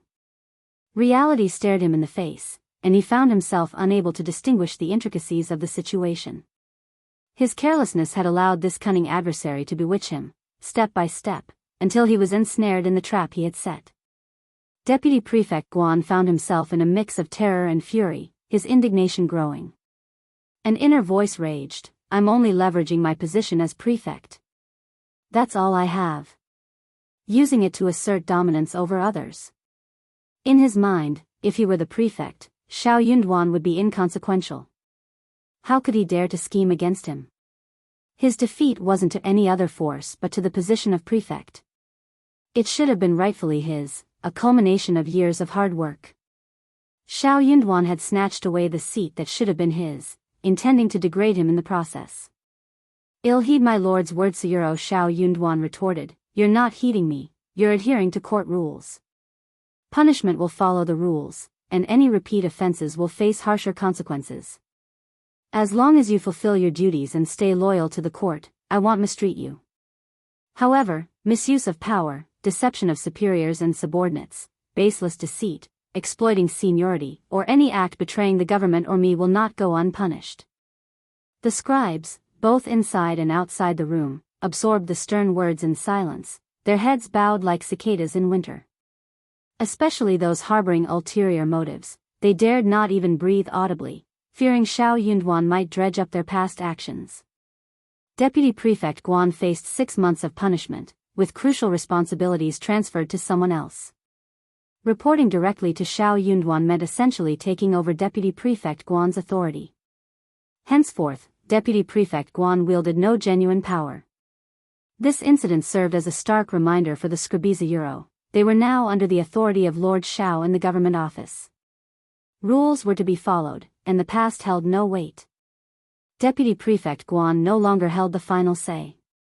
Xiao Yunduan took decisive action, expelling only those directly involved: Euro, Scribe Hu, the Key Snatcher, and Deputy Prefect Guan's enthusiastic Lakizayuro, from the government office. Amidst tearful pleas, Xiao Yunduan remained indifferent, instructing the bailiffs to escort them out. An official notice was promptly displayed, outlining the reasons for their dismissal, aimed at preemptively curbing any potential rumors from circulating beyond the office's confines. Chapter 1745, Zhao Shu is here. In reality, they likely lacked the courage to do so. Crossing the prefect lord would undoubtedly lead to unfavorable consequences. Deputy Prefect Guan remained silent, not uttering a word on their behalf. It wasn't that he had no desire to speak up, rather, he found himself incapable of doing so. What words could he offer? Xiao Yunduan had no intention of granting him any reprieve, only seizing the chance to taunt him. To onlookers, Deputy Prefect Guan appeared heartless and cold-hearted. Despite the personal motivations of Scribe Hu and the others, many had earnestly supported Deputy Prefect Guan. Now, facing punishment, he didn't lift a finger in their defense. The scribes who initially sought favor with Deputy Prefect Guan recalibrated their plans upon witnessing this unfolding drama. The spectacle that had spanned several days finally reached its conclusion, promising a newfound quietness. This was Xiao Yunduan's primary concern. As his wife's pregnancy progressed, Xiao Yunduan wished for a serene period before the birth. A few days post-Dragon Boat Festival, Zhao Shu, accompanied by Uncle Qing, Aunt Qing, and others, arrived in An's province. Coming from Shouting Village, Zhao Shu exuded confidence as he knocked on the back office's door in An's province. While Xiao Yunduan maintained an outward calm, he could sense his brother-in-law's deep concern for the Xiao family. The urgency to glean information about the family lingered palpably. Qiao Xian, devoid of any pretense, warmly welcomed Zhao Shu, treating him not only as family but also as a cherished friend. Zhao Shu was elated, going out of his way to be attentive and pleasing towards Xiao Xian. While not inherently scheming, he recognized that winning Madame Xiao's favor would pave an easier path to communicate with Lord Xiao. Preemptively, before any inquiries, Zhao Shu shared updates on the Xiao family's situation and handed over a letter from the family's first section. Xiao Xian and Xiao Yunduan, after reading the letter, found reassurance in the knowledge that all was well back home. Miss Fang's joy upon learning of Xiao Xian's pregnancy prompted her to seek blessings at the temple. The letter emphasized Xiao Yunduan's responsibility in caring for Xiao Xian during her pregnancy. Expressing familial concern, the letter urged them to prioritize their well-being, emphasizing that nothing outweighed the importance of their lives. In case of any adversity, they were instructed to prioritize their safety. Xiao Xian and Xiao Yunduan exchanged perplexed glances. The letter Yuezheng Xiao brought back made no mention of An's province. Given the distance, it seemed implausible that their families could be aware of the situation there. Yuezheng Xiao was known for his reserved nature. Xiao Yunduan turned to Zhao Shu, questioning, "How does our family know about An's province? How did they find out?" Annoyance crept into Zhao Shu's tone. "Elder brother Xiao, sister-in-law, it wasn't me. I swear, Uncle Qing, Aunt Qing, and brother Yuezheng, none of them spilled a word. It's all Xiao Lulang. Only he has a loose tongue, only he understands the Euro." Xiao Xian and Xiao Yunduan shared their frustration, muttering, "Him again." As a cultivated talent, Xiao Lulang's expanded social circle likely contributed to his newfound connections. Being cousins, he and Xiao Yunduan were perceived as amicable, making him a likely source of information for outsiders. Chapter 1746, Discussion in the Village. It wasn't surprising that Xiao Lulang, being more well-connected, possessed additional information. However, anything that escaped Xiao Lulang's lips was bound to be framed in a manner disadvantageous to the first section of the family. Indeed, that turned out to be the case. Upon receiving Xiao Yunduan's letter, announcing his appointment as the prefect of An's province, the entire family and villagers celebrated. Becoming officials in the capital and local areas was a cause for joy, especially when the role was as prestigious as a prefect, surpassing even that of a county magistrate. Yet, Xiao Lulang created a commotion, asserting that Xiao Yunduan must have offended someone within 500 meters of the capital, leading to his exile to An's province. In official terms, this was labeled as exile. Upon reflection, the capital was directly under the emperor's purview. Every official aspired to serve there, putting forth their best efforts to secure a position. The idea of willingly leaving the capital seemed preposterous. Moreover, An's province wasn't just any Plessis Euro, it was described by Xiao Lulang as a den of devils, a remote village plagued by bandits. Painting a grim picture, Xiao Lulang, along with third uncle and Ms. Ma, painted a vivid, though entirely fictional, portrayal. According to them, Xiao Yunduan and Xiao Xian were enduring a wretched life in An's province, their heads in constant jeopardy. Third uncle compassionately suggested to eldest uncle that Xiao Yunduan and Xiao Xian should return. He argued that Xiao Yunduan, having offended the capital's nobles, faced exile to a perilous location, signaling the end of his official career. In their view, resignation and prompt return seemed the prudent course. Why risk a terrible fate in a place like An's province? Eldest uncle found himself succumbing to internal panic, swayed by third uncle's arguments. The notion of family outweighing all else resonated with Hima Euro. They lacked nothing at home, and even if Xiao Yunduan relinquished his official position, it should matter little. Life was the paramount concern. Miss Fang, incensed, scolded third uncle and chided eldest uncle for his perceived foolishness. Is Yunduan foolish? Does he lack a plan? He surely has reasons for his actions.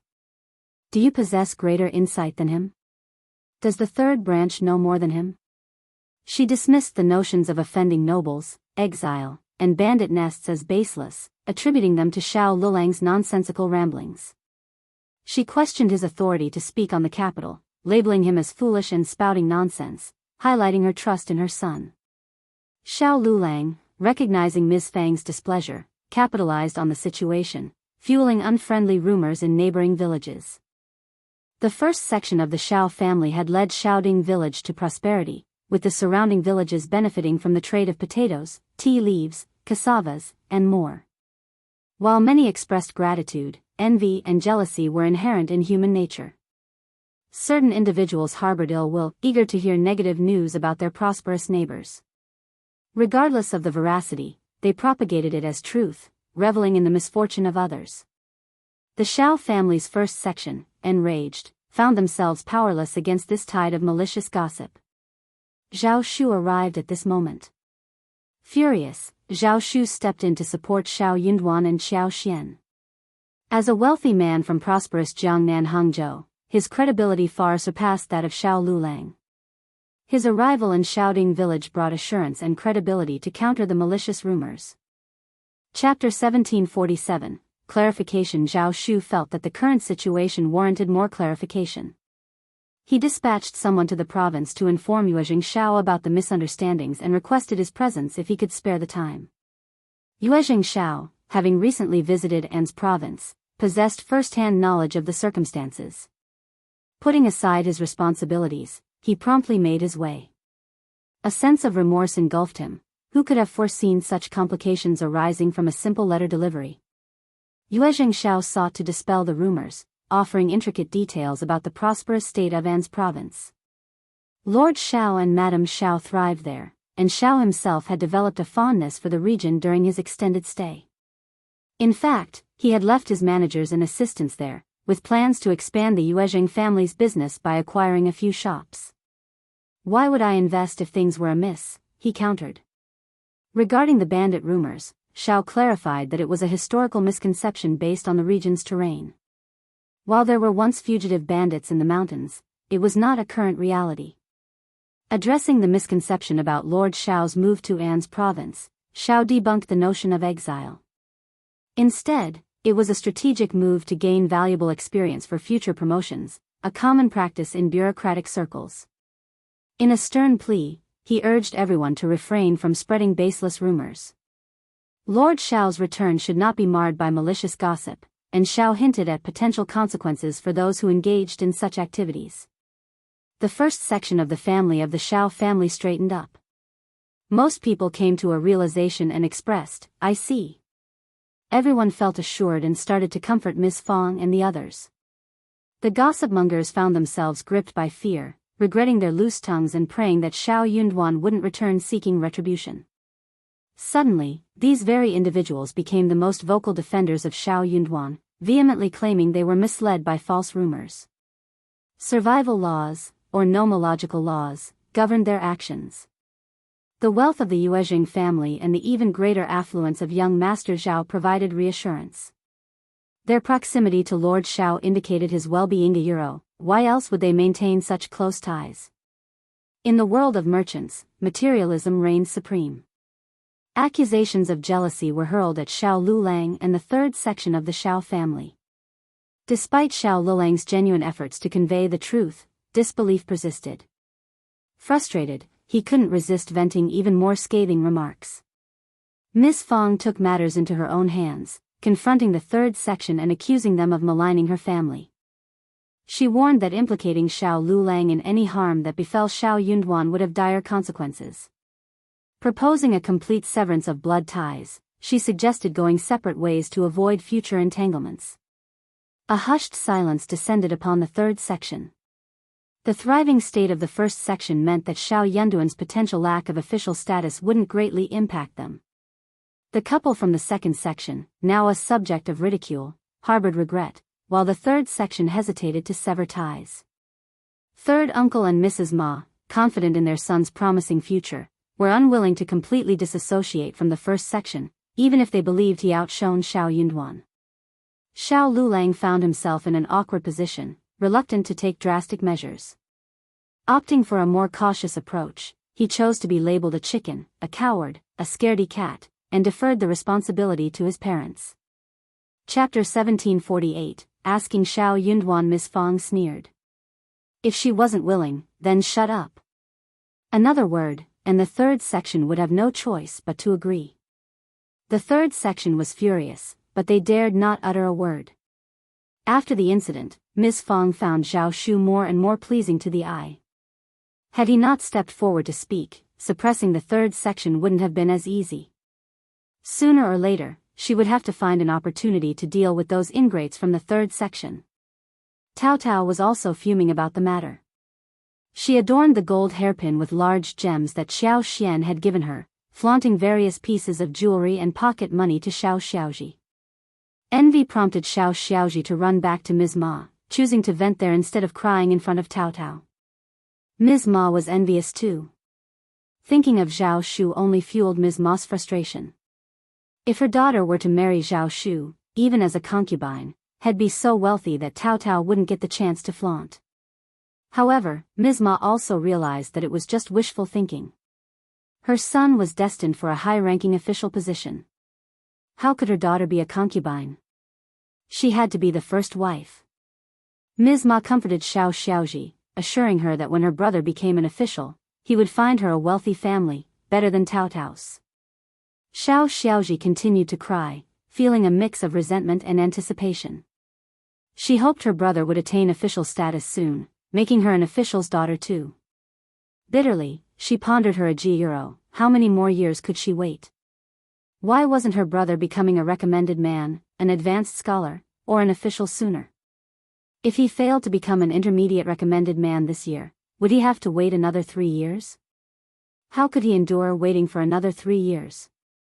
Xiao Xiaoji couldn't help but shiver. Ms. Fong was highly content with the marriage proposal from the first section of the Xiao family, but she didn't immediately agree. Instead, she informed Zhao Shu that Xiao Yunduan was in charge of Cao Cao's marriage, so he needed to seek Xiao Yunduan's approval. As long as Xiao Yunduan gave the nod, Zhao Shu promptly conveyed his intention to visit An's province to seek approval. Though Lord Xiao didn't appear to show much interest in him, Zhao Shu sensed a tacit agreement. Otherwise, Lord Xiao wouldn't have ignored him, let alone permitted the visit. With a farewell to Cao Cao and a goodbye to Ms. Fong, Zhao Shu, accompanied by Uncle Qing and Aunt Qing, headed to An's province without hesitation. Upon encountering Xiao Yunduan and Xiao Xian, the content of the letter was evident from their brief conversation. Zhao Shu, unwilling to lie, disclosed the truth when questioned. Cursing inwardly, he hadn't even broached the serious aspects of his life, yet he found himself entangled in this scam. Xiao Yunduan sneered. This sixth cousin is quite the schemer. He enjoyed stoking the flames and exacerbating the situation. Concerns about Zhao Shu's potential official career arose. It seemed he might face trouble ahead. Despite the initial skepticism, Xiao Yunduan reconsidered his opinion of Zhao Shu, appreciating his willingness to support the family. The recent discussion about Xiao Lulang had left a lingering tension, but Zhao Shu had to set aside his intended remarks. He updated Xiao Yunduan and Xiao Xian on family matters, presenting the special gifts they had requested. Gradually, the atmosphere lightened. Chapter 1749, Zhao Shu's proposal. Zhao Shu and his servants took residence in the modest guest room within the eastern courtyard. Xiao Xian, upon learning of his arrival, instructed the kitchen to prepare a few extra dishes and extended an invitation for dinner to Zhao Shu. The family harbored no reservations towards Zhao Shu. As he was destined to be their future son-in-law, there was no need to entertain suspicions. Eager to proceed, Zhao Shu, along with his hosts, shared a meal together. As they sat in the parlor sipping tea, Zhao Shu finally rose, offering a deep bow to Xiao Yunduan and Xiao Xian, and broached the subject of marrying Cao Cao to Xiao Yunduan. The air froze. Xiao Yunduan raised his eyebrows. Xiao Xian looked at him and then at Zhao Shu, and smiled. She didn't say anything. She knew very well what her husband was thinking. This matter had been going on for so long. It was time for an outcome. Otherwise, it would be unfair to Zhao Shu and Cao Cao. It wasn't that her husband held any disdain for Zhao Shu, but he found it difficult to part with his only sister. As Xiao Xian contemplated Xiao Yunduan's silence, on the verge of suggesting a need for further consideration, Xiao Yunduan interjected, "Is this how you propose?" Taken aback, Zhao Shu's nerves kicked in immediately. "Huh," he stammered. "I am very sincere, Brother Xiao. I promise to treat Cao Cao well, sparing her any grievances. I'll ensure her happiness every day. If not, Brother Xiao and sister-in-law, you can hold me accountable. I won't have any complaints and I won't take a concubine. Not even a maid. I'll be loyal to Tao Tao. Xiao Yunduan shot him a glance, halting his rambling. Elder brother Xiao unable to contain herself, Xiao Xian let out a snicker. This brother-in-law truly lacked any temper. Where could she find such a wealthy and easily manageable brother-in-law? After this instance, such opportunities would be scarce. Xiao Yunduan couldn't endure it any longer. If you want to propose, at least do it properly, right? Zhao Shu remained nervous, his thoughts in disarray. Brother Xiao, whatever you want I'll do it. Xiao Xian, unable to contain herself, burst into laughter. Young Master Zhao, find a matchmaker to discuss this with our family. We lack nothing. Tao Tao is our only girl, and we can't bear to see her suffer. Xiao Yunduan shot his wife a glance, knowing she understood his intentions, unlike Zhao Shu, who seemed oblivious. Ecstatic, Zhao Shu's eyes lit up. Really? Feeling a bit foolish, Xiao Yunduan threw him a look. Suppressing her laughter, Xiao Xian said, certainly true. Remember your promises to Dai treat Tao Tao well and spare her any suffering. Zhao Shu's grin reached from ear to ear. He nodded vigorously. No worries, no worries. Sister-in-law, Brother Xiao, rest assured. I'll treat Tao Tao well, I swear. No need to swear. Well, judge by your actions. If you disappoint Tao Tao, we won't let you off. Since you're genuinely interested, go and formally propose. Whether she accepts is up to Tao Tao. Zhao Shu continued nodding with a wide smile. Yes, yes, yes. Thank you, Brother Xiao, sister-in-law, for making my wish come true, hee. Chapter 1750, consider it a agreement. Certainly, Tao Tao would be willing. She liked Zhao Shu too, and their exchanged glances spoke volumes, despite their lack of physical intimacy. Tao Tao's blushes during their conversations were telling, and she had graciously accepted the thoughtful and expensive gift he gave her. While the gifts weren't exclusively for Tao Tao, hers was particularly lavish and considerate. If it were intended for her alone, she might have hesitated. In return, Tao Tao had gifted him with various food specialties. Although he secretly desired items like a handkerchief or pouch, he refrained from asking, understanding that such gifts were not easily given by girls. Her restrained nature only deepened his admiration. Even Aunt Qing and Uncle Qing praised her for understanding boundaries. Once engaged, they would be family, eliminating the need for such reservations. If he expressed his desire for a handkerchief or a sachet, would Tao Tao willingly provide them? He had carefully chosen many gifts for her, investing considerable effort.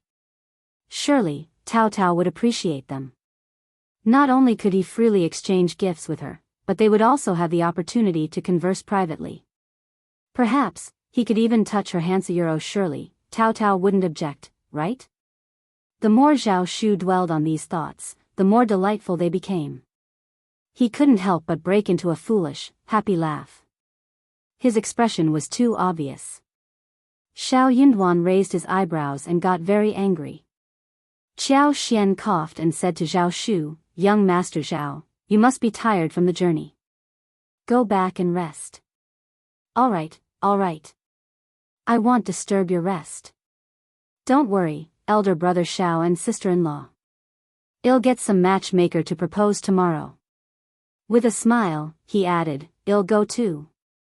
Xiao Xian found it funny, thinking that he was not tired at all. Zhao Shu left happily. His feet felt light, as if he was floating in the air, feeling refreshed. What he had pondered for so long was finally materializing. After a prolonged period of weighing pros and cons, he could finally find solace. Ah, the weather was truly splendid. The moon shone brightly, and the stars scattered across the sky. Upon Zhao Shu's departure, Xiao Xian couldn't contain her laughter. She cast a playful glance at Xiao Yunduan and remarked with a smile, from now on, you ought to treat young Master Zhao even better. After all, we're family. Xiao Yunduan sighed and took hold of Xiao Xian's hands. Reflecting on the swift passage of time, he mused, Tao Tao, in my mind, remains petite and young. I never expected her to be betrothed so swiftly. I hope Zhao Shu keeps his word and treats her well. Xiao Xian smiled gently. Young Master Zhao seems genuinely caring. Our Tao Tao is a wonderful girl, and their future should be bright. Moreover, with my husband by their side, there will be an added layer of protection. Rejuvenated, Xiao Yunduan smiled at Xiao Xian. For the sake of my wife, our children, and our family, I must persevere a euro at the very least. He needed to continue his official duties. Accumulate experience and merits, secure a higher position before contemplating other plans. Xiao Xian chimed in. It's not as dire as it seems. Even if my husband were to retire from officialdom, with our current wealth, no one could intimidate us. No need for him to burden himself excessively. Xiao Yunduan laughed, drew Xiao Xian close, and planted a gentle kiss on her. I know what I'm doing. Don't fret, my heart will acquire. The two shared a smile, and Xiao Xian's heart softened as she nestled into his embrace. Time flew by swiftly. Tao Tao was on the verge of marriage, and they were soon to be parents. Chapter 1751. Excited Zhao Shu was overflowing with joy, so much so that he couldn't sleep a wink that entire night. Uncle Qing and Aunt Qing shared in his happiness. Witnessing his excitement, they found themselves torn between laughter and tears. Anxious to make preparations, Zhao Shu needed to return to Yuzhang the following day. While not as prosperous as Jiangnan, Yuzhang, being a provincial city, offered access to goods from both the north and south. The marriage proposal was merely the beginning. The actual purchases would take place in Yuzhang. Afterward, he planned to acquire a spacious house in Yuzhang province. This would not only serve as a convenient residence for him and Tao Tao but also accommodate the betrothal gifts he had prepared in Jiangnan. Anticipating his brother's extended stay in An's province, Zhao Shu considered buying a house there as well. When Xiao Yunduan settled down, Zhao Shu envisioned picking up Tao Tao and her mother to visit and stay for a while. Surely, Tao Tao would be delighted, earning praise from her mother-in-law. Amidst his joyous planning, Zhao Shu overlooked the fact that his future mother-in-law was the Lord's biological Sonayuro, an official in An's province. It only made sense to stay with his biological son, not in a house bought by his son-in-law. Xiao Xian advised Zhao Shu to rest for a couple of days before departing, and Xiao Yunduan shared a few words with him. While Zhao Shu was eager, he realized he was fatigued from the lengthy journey. Besides, given the care shown by fifth brother and fifth sister-in-law, he decided to grant them some face. Indeed, young Master Zhao was taking a proactive approach, having already adjusted his way of addressing Xiao Yunduan and Xiao Xian as fifth brother and fifth sister-in-law. Xiao Yunduan was momentarily surprised by the change, but he neither corrected nor offered any suggestions. Instead, he silently consented. Feeling increasingly self-assured, Zhao Shu's self-importance grew. Xiao Xian chuckled inwardly. This Zhao Shu was truly entertaining. Having spent 2 days in An's province, Zhao Shu embarked on his journey to Yuzhang, serving as a messenger for Xiao Yunduan and Xiao Xian. Ecstatic, Zhao Shu set off without the accompaniment of Aunt Qing and Uncle Qing. They watched with smiles, sighing with relief. Young Master's marriage is finally settled. Shortly before the new year, the clan leader sent a letter urging Zhao Shu's swift return to Euro, for no reason other than his impending marriage. Since Zhao Shu's adoption, numerous individuals within the clan eyed his marriage prospects. The threshold of the clan leader's family was nearly worn down. The clan, relatives, and friends were all fervently eager to share potential matches for Zhao Shu. After all, the wealth of Zhao Shu's family, bereft of direct elders, was immense. Just the 100,000 mu of mulberry fields alone generated an annual income of 700,000 to 800,000 taels of silvera euro, a staggering wealth that many dared not imagine. Success in marrying into the family would make the in-law family Zhao Shu's closest relative and elder. This opportunity promised newfound prosperity, tempting many. The patriarch's daughter-in-law, faced with the realization that her maternal family lacked a suitable girl for marriage, was on the brink of despair. She had missed a golden opportunity and was determined to rectify it. Who wouldn't be enticed by such a favorable arrangement? Now, with nothing else to occupy her thoughts, the patriarch's daughter-in-law resolved to assist anyone willing to offer sufficient benefits. Chapter 1752. Dumbfounded, she accused Zhao Shu of being overly petty. In a logical sense, Zhao Shu had adopted the patriarch's late younger brother, making the patriarch's family his elders. Therefore, it was only fair for him to delegate responsibilities to manage his business. However, Zhao Shu remained adamant, even resisting the pressure from the clan. He hadn't returned, making it inappropriate to press the matter further. This time, they called him back for two reasons: his impending marriage and the desire to intervene in his business affairs. Even if they had parted ways, they were still his elders. When the time came to reprimand him, he would have to show some deference.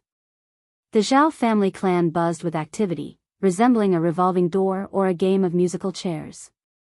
The patriarch's wife assumed an air of importance, as if she held Zhao Shu's family matters in her grasp. Upon Zhao Shu's return, his eyes gleamed upon hearing the patriarch and his wife discussing the marriage. Feeling slightly embarrassed, he smiled and admitted, I originally planned to inform you about this upon my return. I've taken a liking to a girl and was about to propose. The patriarch and his wife were taken aback, exchanging astonished glances. This person had actually set his sights on someone outside the clan? Unthinkable. He couldn't possibly do this. Quickly, the patriarch's wife interjected, Shu, you're still young and inexperienced. The world can be treacherous, and with your family's wealth, you need to be especially cautious outside. Who knows if others have their eyes on your assets? Falling prey to those with ill intentions could lead to trouble. The patriarch nodded in agreement. Zhao Shu felt displeased upon hearing this. He swiftly clarified, Auntie, you've misunderstood. The girl I like comes from an exceptional family. Her brother is the newly appointed primus by the emperor this year. He currently holds the position of a fifth-ranked minister counselor in the Ministry of Revenue in the capital and enjoys favor from the emperor and the crown prince. How can such a family not be esteemed? The patriarch's wife froze in surprise. However, the patriarch's expression soured. Did that girl personally confirm this? Something doesn't add up. While I may not be well versed in bureaucratic matters, don't all new primuses join the Hanlon Academy initially? It takes several years to progress to the 6 divisions, right? Moreover, attaining the 5th rung Kairo, this is a significant official position. How could one suddenly rise to such a rank? The patriarch's wife chimed in, exactly. It's obvious that this is a fabrication. If you can concoct such a ludicrous lie, what does it say about your character, Auntie? Zhao Shu interrupted her unhappily. You've misunderstood. I spent a considerable time in the capital and happened to become friends with the newly appointed top scorer, Lord Shao. I only discovered his sister later. How could this be a lie? No one would dare fabricate such a story. Brother Shao is exceptionally capable and stands out among the primuses. The emperor and the crown prince hold him in high regard, so it's not surprising that he achieved a 5th-rank position at such a young age. If uncle doubts my words, you can verify it by asking around in the capital. Though Zhao Shu felt a twinge of guilt for not disclosing Xiao Yunduan's impending departure from the capital, he wasn't lying. Everything he said was true. While working with Xiao Xian to resolve the Zhao family's issues, he refrained from divulging certain details to maintain credibility. Yet, he wouldn't permit anyone to besmirch Tao Tao and the Xiao family. He went so far as to enlist Uncle Qing and Aunt Qing as witnesses to support his claims. Chapter 1753. The Lu family won't do it. Uncle Qing and Aunt Qing exchanged nods in agreement. These two were not just ordinary aides, they were pillars of support left by Madame Zheng for Zhao Shu, and their words held immense weight. The patriarch and his wife found themselves unable to counter their stance. Sharing a meaningful glance, the couple realized they had no choice but to let go of their objections. Zhao Shu's choice in marriage surpassed the standards set by his family. There was no logical reason for him to reconsider. Besides, Given the prospective spouse's popularity with the crown prince and the remarkable achievement of being a fifth-grade official at such a young age, Zhao Shu's future seemed boundless. The patriarch dared not risk offending such a significant figure easily. With a few words of blessing, the patriarch dismissed Zhao Shu, leaving him to rest. Once Zhao Shu departed, an unspoken conversation passed between the patriarch and his wife. The patriarch sighed, breaking the silence. Let it be. Regardless, Shu treats us well. His choice will benefit the Zhao family in the long run. His wife sighed in agreement. Though lingering reluctance remained, they had to concede. Zhao Shu's generosity, especially during festive occasions, was undeniable. The New Year's gifts and the 15th of August brocade, with each piece valued at 300 taels of silver, showcased his affluence. The silver alone amounted to a generous sum of 5,000 taels. Comparatively, Zhao Mu paled in comparison. The matter seemed settled, but when the patriarch's wife confided in her cousin, Mrs. Liu, about Zhao Shu's choice, Mrs. Liu was taken aback and displeased. Initially confident in the match, Mrs. Liu had assumed Zhao Shu, with no other elders to consider, would naturally heed the suggestions of the patriarch and his wife. She had already envisioned the calculation of Zhao Shu's assets. Mrs. Liu had meticulously planned everything.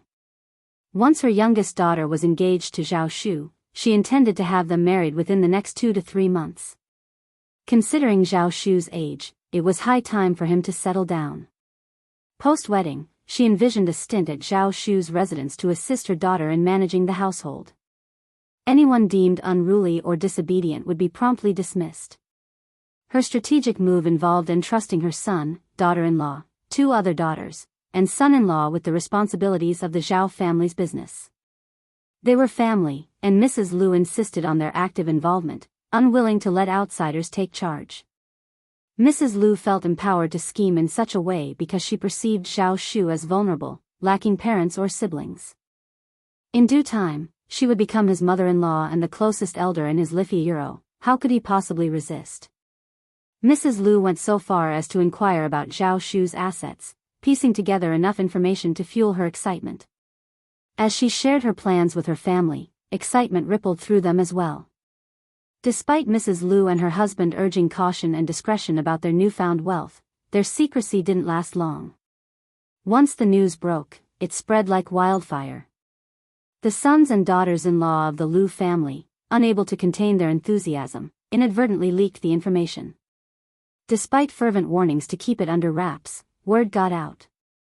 Rumors echoed throughout the community, with even the youngest child in the neighborhood supposedly aware that the Liu family's youngest daughter was on the verge of marrying the wealthiest man in Yangzhou, Zhao Shu.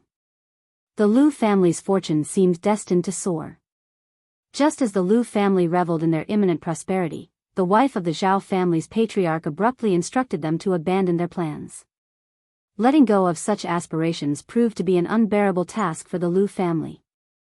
Chapter 1754, Bewitchment. Mrs. Liu seethed with anger, her chest turning cold, and her vision threatening to black out a euro. She was on the verge of fainting. The audacity of the situation felt like an outright betrayal. Had it not been for her appeal to the patriarch's wife for assistance, Mrs. Liu might have unleashed a torrent of curses. This level of manipulation was beyond acceptable. The Liu family had meticulously prepared for the alliance, and the sudden change was utterly unjustifiable. The patriarch's wife's directive to forget it sounded absurd. How could they simply erase such elaborate plans? The shame would be insurmountable, tarnishing their standing with relatives, friends, and neighbors. Suppressing her fury, Mrs. Liu shifted tactics to sway the patriarch's wife. Her reasoning was sound. Marrying her daughter to Zhao Shu promised far greater benefits for the patriarch's family. Mrs. Liu made a generous promise, emphasizing the potential advantages for both families.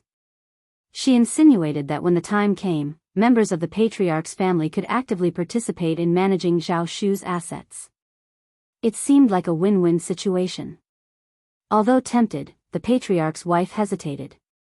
Instead of immediate agreement, she approached Zhao Shu, subtly suggesting that he involve her 2 sons, brothers, and nephews in their plans. Zhao Shu found the suggestion distasteful. Flatly refusing, he clarified that while Uncle Qing could arrange suitable positions for them, adherence to rules was non-negotiable. Not everyone could become a manager, let alone assume a chief managerial role right from the start. Even if they contributed, their progress would align with the natural course of their abilities. While Zhao Shu wasn't deeply involved, he adhered to the principles instilled by his mother, Madame Zheng. This approach mirrored the rules governing the businesses under his control and those of the Zheng family in the past. Unyielding in his commitment, he refused to compromise for anyone. This stance deeply displeased the patriarch's wife. In her view, her two sons, being Zhao Shu's cousins, deserved to be chief stewards from the start. How could Zhao Shu audaciously delegate such responsibilities to his subordinates? As for her brothers and nephews from her maternal family, she knew their disposition well.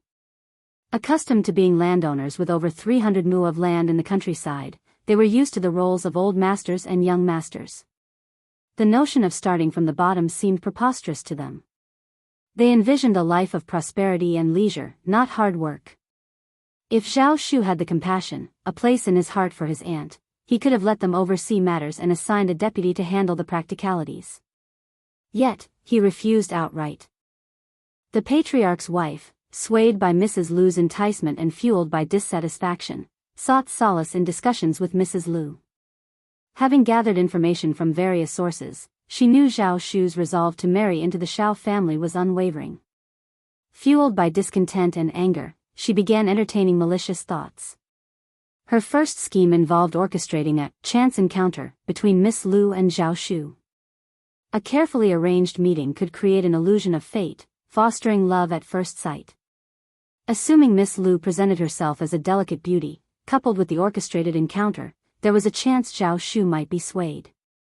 In an unexpected turn, Zhao Shu sprinted away at the sight of the seemingly serendipitous meeting, petals falling from the sky like discarded dreams. Chapter 1755, Scheme failed. Miss Lu, being a girl, couldn't shake off her shyness. Despite the awareness that the entire affair reeked of manipulation, she still harbored the romantic notions of a young girl. Unexpectedly, before she could approach Zhao Shu, he likely barely glimpsed her face. He only registered a rose-red embroidered dress before swiftly turning on his heels and running away. Left behind in embarrassment, Miss Lu, who was meant to, coincidentally, encounter Zhao Shu, returned home in tears. Overwhelmed by sadness and shame, she felt thoroughly humiliated, much to the fury of Mrs. Lu. In reality, Zhao Shu hadn't dwelled much on the incident. He was simply exercising caution. While strolling through the plum trees, he spotted a girl in vibrant attire. Sensing a potential gossip risk, he opted for a hasty retreat to avoid implicating her reputation. A gentleman at heart, he wouldn't indulge in wicked actions. Creating a convincing, coincidental encounter required meticulous planning and timing. Missing an opportunity meant the task would become exponentially more challenging. Being both affluent and socially sought after, Zhao Shu juggled numerous engagements daily, especially with his impending marriage to the prominent Shao family in the capital. The patriarch's wife aimed to orchestrate another meeting between Zhao Shu and Miss Lu, but time slipped away. With Zhao Shu's imminent departure to the capital after the first lunar month, the patriarch's wife felt a sense of urgency. Though conflicted, Mrs. Lu, resolute and unyielding, persisted in her quest to rectify the situation. While not an original strategy, its success, if achieved, would be an undeniable victory. Zhao Shu would find it impossible to renege on his commitment. Both the Lu family and the patriarch's wife were resolute in ensuring Zhao Shu didn't backtrack on his commitment. The patriarch's wife, although initially hesitant, harbored fears of failure and potential future animosity from Zhao Shu. On the other hand, Mrs. Lu, driven by determination, relentlessly persuaded and urged the wavering patriarch's wife until she succumbed. Opting for a seemingly easier route, the patriarch's wife clandestinely instructed her son to accompany Zhao Shu to gatherings and ensure he consumed enough alcohol to induce inebriation. It was a calculated move, anticipating that something would transpire in such a vulnerable state. Moreover, the blame could conveniently be shifted to Zhao Shu. If her son claimed ignorance due to intoxication, Zhao Shu would find it challenging to defend himself. This would leave him beholden to Miss Lu and susceptible to any requests the Lu family made. Contrary to expectations, Uncle Qing, Aunt Qing, and the others maintained exceptional vigilance, heeding only Zhao Shu's directives. Furthermore, Zhao Shu was cautious about alcohol, never allowing himself to get drunk in unfamiliar settings. His mother, Madame Zheng, had instilled in him the risks involved, particularly in their line of business, where one couldn't afford to be inebriated and prone to potential manipulations. Drinking and socializing were integral to their business interactions, making sobriety imperative to avoid the pitfalls of signing contracts or being deceived while intoxicated. Zhao Shu, therefore, refrained from getting drunk outside, even during gatherings. Uncle Qing and the others were unwavering in their commitment to shielding Zhao Shu, preventing any unwanted approaches. As the spring festival drew to a close, the patriarch's wife and Mrs. Lu found themselves without an opportunity to execute their plan. Chapter 1756. Zhao Shu won't go. The patriarch's wife sighed. Tired, mentally tired. Why don't we forget about this matter? She didn't have much confidence after failing for so long. However, Mrs. Lu wasn't willing. She was also distraught and depressed, but at the thought that she could have a fortune if she worked harder, she felt that she could do it again. Mrs. Lu's family was having a banquet. As the patriarch's wife, she asked her two sons to go and bring Zhao Shu along. But Zhao Shu refused to go no matter what. With utmost transparency, Zhao Shu addressed his two cousins. I've heard numerous baseless rumors about my supposed intention to marry Miss Lu. It's absolute nonsense. I can't risk attending the Lu family's event. Those rumors might resurface. I wouldn't want to jeopardize Miss Lu's reputation. I'd be terribly embarrassed. While Zhao Shu believed the matter wouldn't significantly impact him, given his impending marriage, the widespread news of his union with the Shao family served as a countermeasure to suppress rumors circulating in the Lu family. Despite the geographical distance between the Lu family and the Zhao family, the rumors managed to infiltrate Zhao Shu's domain, necessitating his caution. Zhao Shu's rationale resonated with practicality. Faced with such a situation, avoiding potential suspicions became a logical choice. The patriarch's two sons sighed inwardly, recognizing their mother's plot. While they harbored dissenting opinions, their mother kept them in the dark about her intentions. They felt compelled to feign ignorance and refrain from broaching the subject proactively. Involving reputations and delicacy, this matter demanded discretion. Whether Zhao Shu or Miss Lu, their personal matters should remain private. Despite the sons' subtle objections, their mother seemingly feigned ignorance, coercing them into bringing Zhao Shu to the Lu family event. Reluctantly, they acquiesced to her insistence. Zhao Shu's eloquent words made them heave a sigh of relief. They had something to say to their mother. The patriarch's wife was a little angry and embarrassed. She called Zhao Shu over to persuade him nicely. She smiled and said something like, "The innocent are innocent," so that Zhao Shu didn't have to care. No one would believe that nonsense. Moreover, the more he hid, the more problematic it was. If he went openly, no one would be able to say anything. Zhao Shu was still unwilling. He had his own reasons.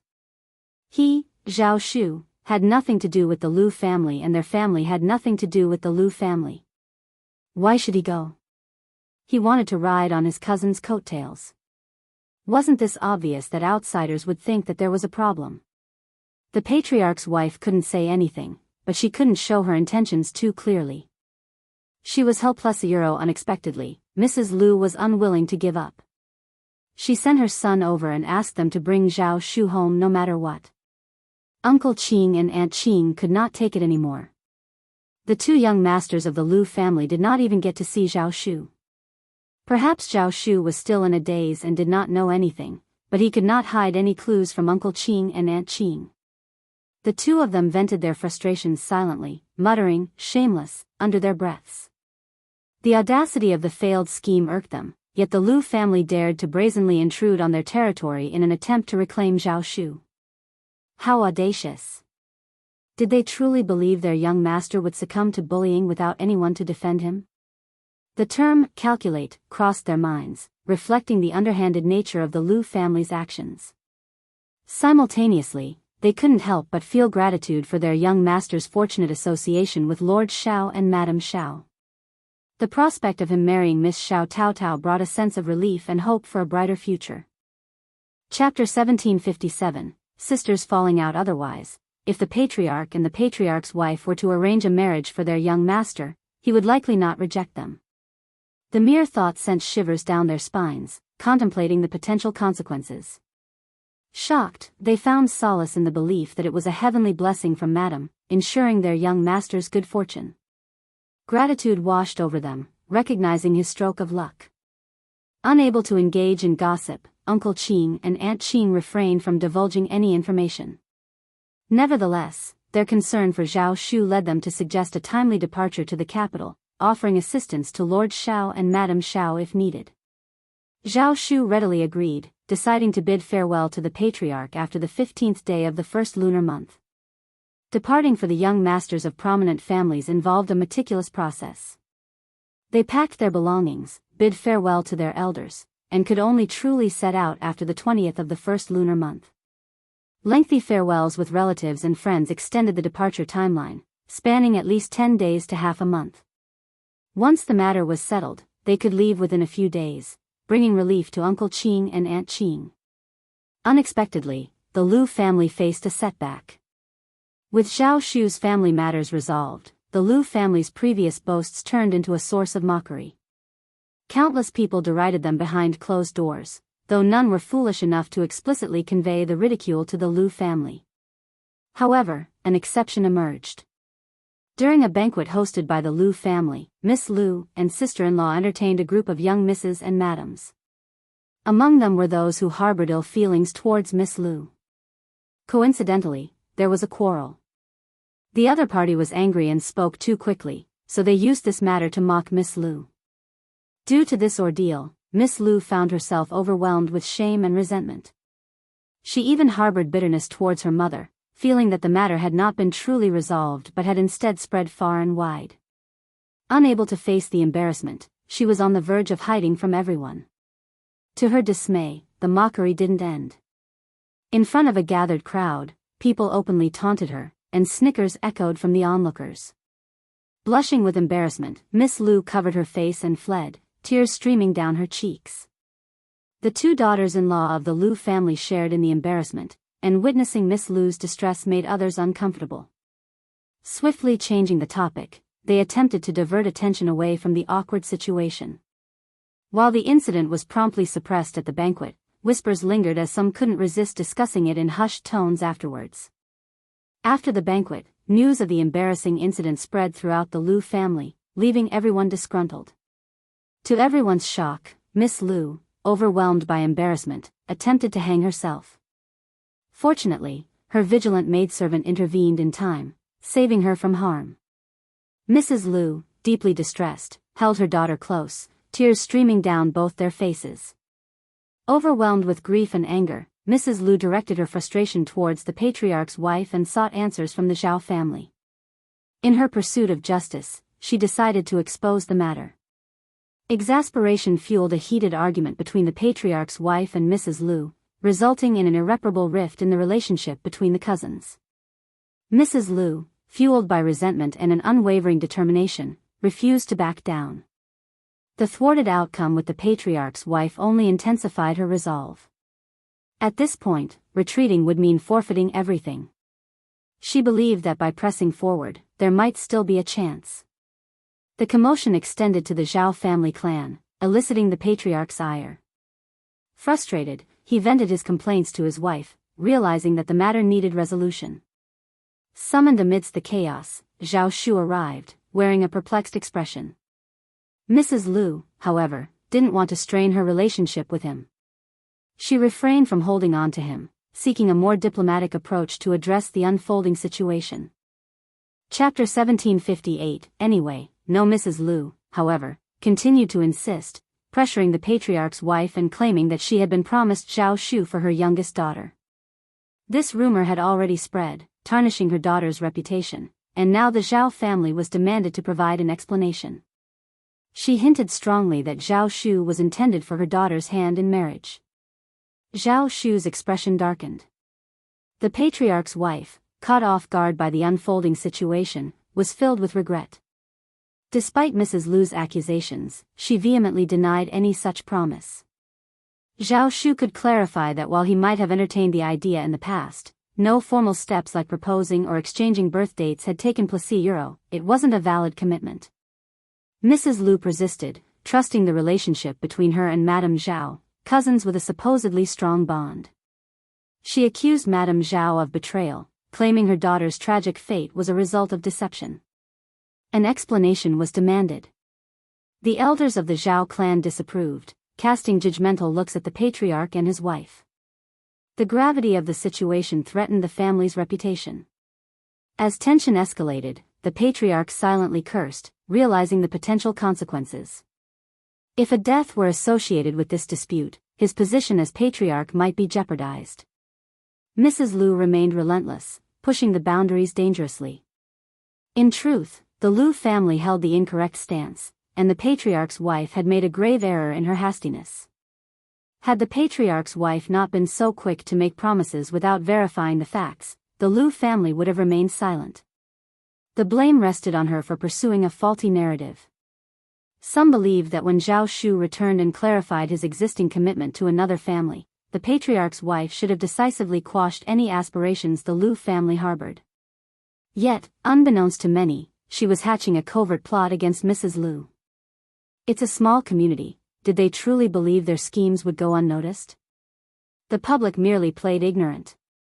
In the end, their machinations backfired, and they ended up causing harm to themselves. These two individuals were far from virtuous, but dwelling on that was futile. The immediate concern was resolving the issue and pacifying the Lu family. Within the Zhao clan, there were those who reveled in Zhao Shu's misfortune, eagerly anticipating his downfall out of sheer jealousy. Zhao Shu's affluent background, coupled with his lack of familial restrictions, fueled envy and resentment. These onlookers couldn't wait for his fortunes to take a turn for the worse. Hence, taking a diplomatic approach, they suggested Zhao Shu marry Miss Lu. After all, he wasn't bound to the Xiao family through engagement, making it a family matter that required respect for the elders and their priorities. Given Lord Xiao's refined education, it was presumed he'd comprehend the situation. Numerous heads nodded in agreement. Considering the Xiao family's distance from the capital, they wouldn't be adversely affected. The Lu family, however, was in a different predicament. Should any harm befall Miss Lu due to this dispute, the Zhao family's reputation would suffer, impacting them all. The patriarch and his wife gazed at Zhao Shu, hopeful. Mrs. Lu, even more self-satisfied, declared it as the optimal solution. She lavished praise on her daughter, extolling her virtues, sensibility, intelligence, and beauty. Once married into the Zhao family, she promised, Miss Lu would dutifully care for her elders, tend to her husband, and raise her children with utmost dedication. Mrs. Lu confidently envisioned her daughter becoming the ideal daughter-in-law for the Zhao family. Chapter 1759, Not giving any face. Infuriated, Zhao Shu vented his anger, scolding the Zhao family relentlessly. He made it clear marriage to a girl from the Lu family was out of the question. His commitment lay with the Xiao family, and he was adamant about reporting to the patriarch and formalizing the betrothal. No other family would be part of his matrimonial plans. He wouldn't let anyone undermine this decision. He viewed his marriage seriously and was prepared to face any legal battle or financial strain that arose from this dispute. Compromise was not an option. Defying all odds, he asserted, let them try if they have the audacity. Frustrated at the absurdity of treating his marriage as a jest, Zhao Shu declared he'd start his own family if the Zhao family held such a stance. As Zhao Shu cursed, Mrs. Lu's face fluctuated between red and white. Panic seized many members of the Zhao family as they attempted to pacify him. How could they utter such words? The Zhao family had no reason to dislike him. His generosity during the new year, showering elders' families with gifts exceeding 1,000 taels, was a testament to his affluence. The family could live comfortably for a year with just his New Year's offerings. No matter who opposed him, the god of fortune seemed to favor him. Rich, influential, and well-connected, Zhao Shu was beyond the Zhao family's control unless he willingly yielded. Mrs. Lu, humiliated and desperate, resorted to threatening her daughter's life once more. Unfazed, Zhao Shu sneered and retorted, "How is that my problem? I don't even know you. Find whoever you want. I couldn't care less." Mrs. Lu nearly fainted from the intensity of her anger. The patriarch and his wife wore expressions of extreme displeasure. Zhao Shu showed no regard for their authority. Observing their evident fury, Zhao Shu took a measure of satisfaction. His substantial wealth, though disposable, wouldn't be spent on tolerating their bullying. Despite belonging to the same clan, he drew a line at being coerced into unwanted commitments. He asserted firmly, "Let's be clear, Euro, I won't marry this girl, no matter which family she belongs to. Who dared to scheme behind my back, and how did you bring her here? Sort out sending her back." His words aimed solely to repel and disgust them. Mrs. Lu, infuriated, nearly spewed blood as she scolded the patriarch's wife for implicating her in the responsibility. The two women engaged in a heated argument, teetering on the verge of physical confrontation if not for the onlookers. Unyielding, Zhao Shu held his ground, and Mrs. Lu clung to the patriarch's wife, almost driving her to insanity. Ultimately, the patriarch's wife offered a substantial monetary compensation to the Lu family, taking full blame and framing it as a misunderstanding that tarnished Miss Lu's reputation. The Lu family reluctantly relented. Despite his dissatisfaction, Zhao Shu's defiance left the Zhao family with limited options. What else could they do? Refusing marriage, Zhao Shu remained beyond the Zhao family's control. As for the Lu family and the patriarch's family, their interactions were virtually non-existent. Annoyed by the clan's interference, Zhao Shu reported to the elders and departed within a few days. His business in the south faced delays, and upon reaching the capital, he discovered that Xiao Yunduan and Xiao Xian had already left for An's province, leaving Zhao Shu somewhat regretful. Nonetheless, since he was already in the capital, he decided to inspect their properties on behalf of Xiao Yunduan and Xiao Xian. Chapter 1760, Preparing to propose marriage. And so, Zhao Shu made his way to the manor in Cloudwater Town, engaging in a conversation with the manager. He provided instructions on various matters, assisted in resolving a minor issue, and gathered some information in the capital before departing. Originally bound for An's province, halfway there, he found himself reconsidering.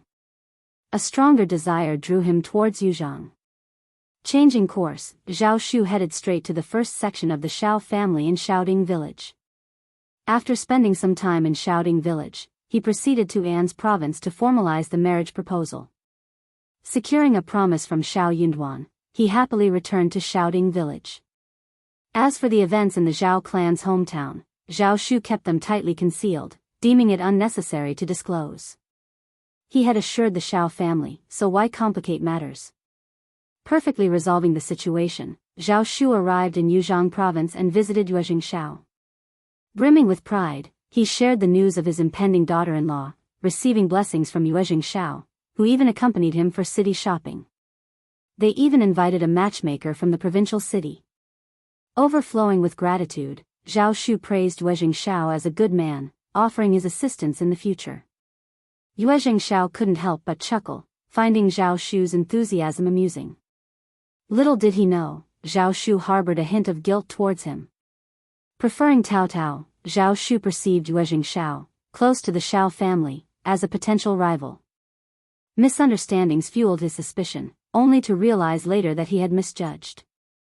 Although unknown to others, he carried the weight of this self-aware guilt, feeling he had let Yuezheng Xiao down. If Yuezheng Xiao knew what he was thinking, he would be caught between laughter and tears. Tao Tao was a good girl, and if the two families got married, they would be closer to the Xiao family. Yuezheng Xiao had such a thought, but he soon gave it up. The daughter-in-law of a big family like the Yuezheng family was not someone a girl like Tao Tao could deal with. In contrast, Zhao Shu's family dynamics were simpler, making him a more suitable match. With everything prepared, Zhao Shu led his men to Heshan County, where they stayed at an inn. Aunt Qing was entrusted with delivering Xiao Yunduan's letter to the Xiao family, outlining his opinions on the marriage. The matchmaker arrived, and Ms. Fang, overjoyed, couldn't stop smiling. She gladly accepted the proposal, and the marriage was officially arranged. Tao Tao, secretly elated, felt as if a weight had been lifted from her heart. Fifth brother and fifth sister-in-law gave their approval, indicating that she had chosen wisely. It was indeed a cause for celebration.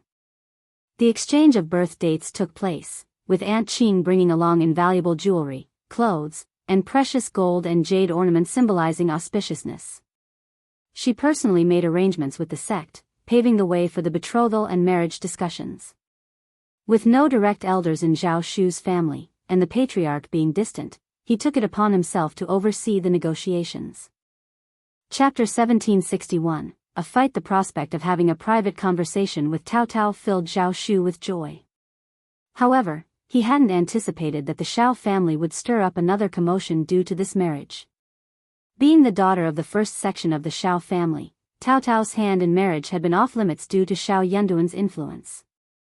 Although some hopefuls had initially tried, Ms. Feng promptly rejected their advances, causing them to abandon their aspirations. People had witnessed Shao Yunduan's capabilities, dissuading anyone from attempting anything unconventional. The first section of the Shao family wasn't easily fooled. Curiosity buzzed in the air as everyone wondered about the family Tao Tao would be betrothed to. When a matchmaker finally entered the first section of the Shao family and left with joy, Shaoding village erupted in excitement. Tao Tao's impending marriage became the talk of the village. Speculations ran wild about which fortunate young master would be marrying Mr. Prima's sister. The first section of the Shao family was suddenly bustling with activity, as many came to inquire. Amidst the joy and anticipation, Ms. Feng knew what was coming. Young Master Zhao was a commendable man, and Tao Tao would surely find happiness with him. However, worries surfaced about the failed attempt of the third branch to inform Shao Xiaoji about Zhao Shu. Now aware of the situation, Ms. Ma and third uncle might cause a scene. Yet, Ms. Feng reasoned that as Tao Tao's future husband, Zhao Shu would eventually visit the Shao family. The matter couldn't be hidden, and it was, after all, a joyous occasion. There was no need to keep it a secret, and whenever someone inquired, the first section of the Shao family shared the news openly. When everyone heard this, they were stunned for a moment before smiling and congratulating them. Young Master Zhao had been to the first section of the family of the Shao family for so many times, and he came here whenever he had nothing to do. He had thought that it was strange, but it turned out that he was here for Tao Tao. That made sense. As for Ms. Ma and third uncle who were interested in Zhao Shu, they did not mention it in front of the first section of the family of the Shao family. They were not stupid enough to bring it up in front of them. What good would it do them if they caused trouble for the first section of the family? Even those who were envious did not dare to say anything. They were afraid that they would be scolded if they said it. But Ms. Ma and third uncle were different. When they found out about this, their first reaction was disbelief. Impossible. After confirming that it was true, Ms. Ma slapped her thighs and shouted at third uncle angrily. Listen to this. What is happening? What is happening? The first section of the family is bullying us. I'm telling you, this isn't over. Shao Xiaoji was also stunned. She covered her face and ran back to her room in tears. Ms. Ma's fury was so intense that she neglected to console her saddened daughter. Instead, she hastened to the first section of the Shao family with third uncle. Anticipating a clash, many villagers had their eyes on the unfolding drama. Observing the couple's rapid approach, a curious crowd trailed behind, eager to witness the spectacle. Upon reaching the first section, Ms. Ma and third uncle unleashed their anger, demanding answers. In the midst of a joyful occasion, their intrusion created tension. It seemed as if these two were determined to sour the celebration, portraying the first section of the Shao family as the ones at fault. Annoyed by their baseless accusations, Ms. Feng responded with a cold and dismissive tone.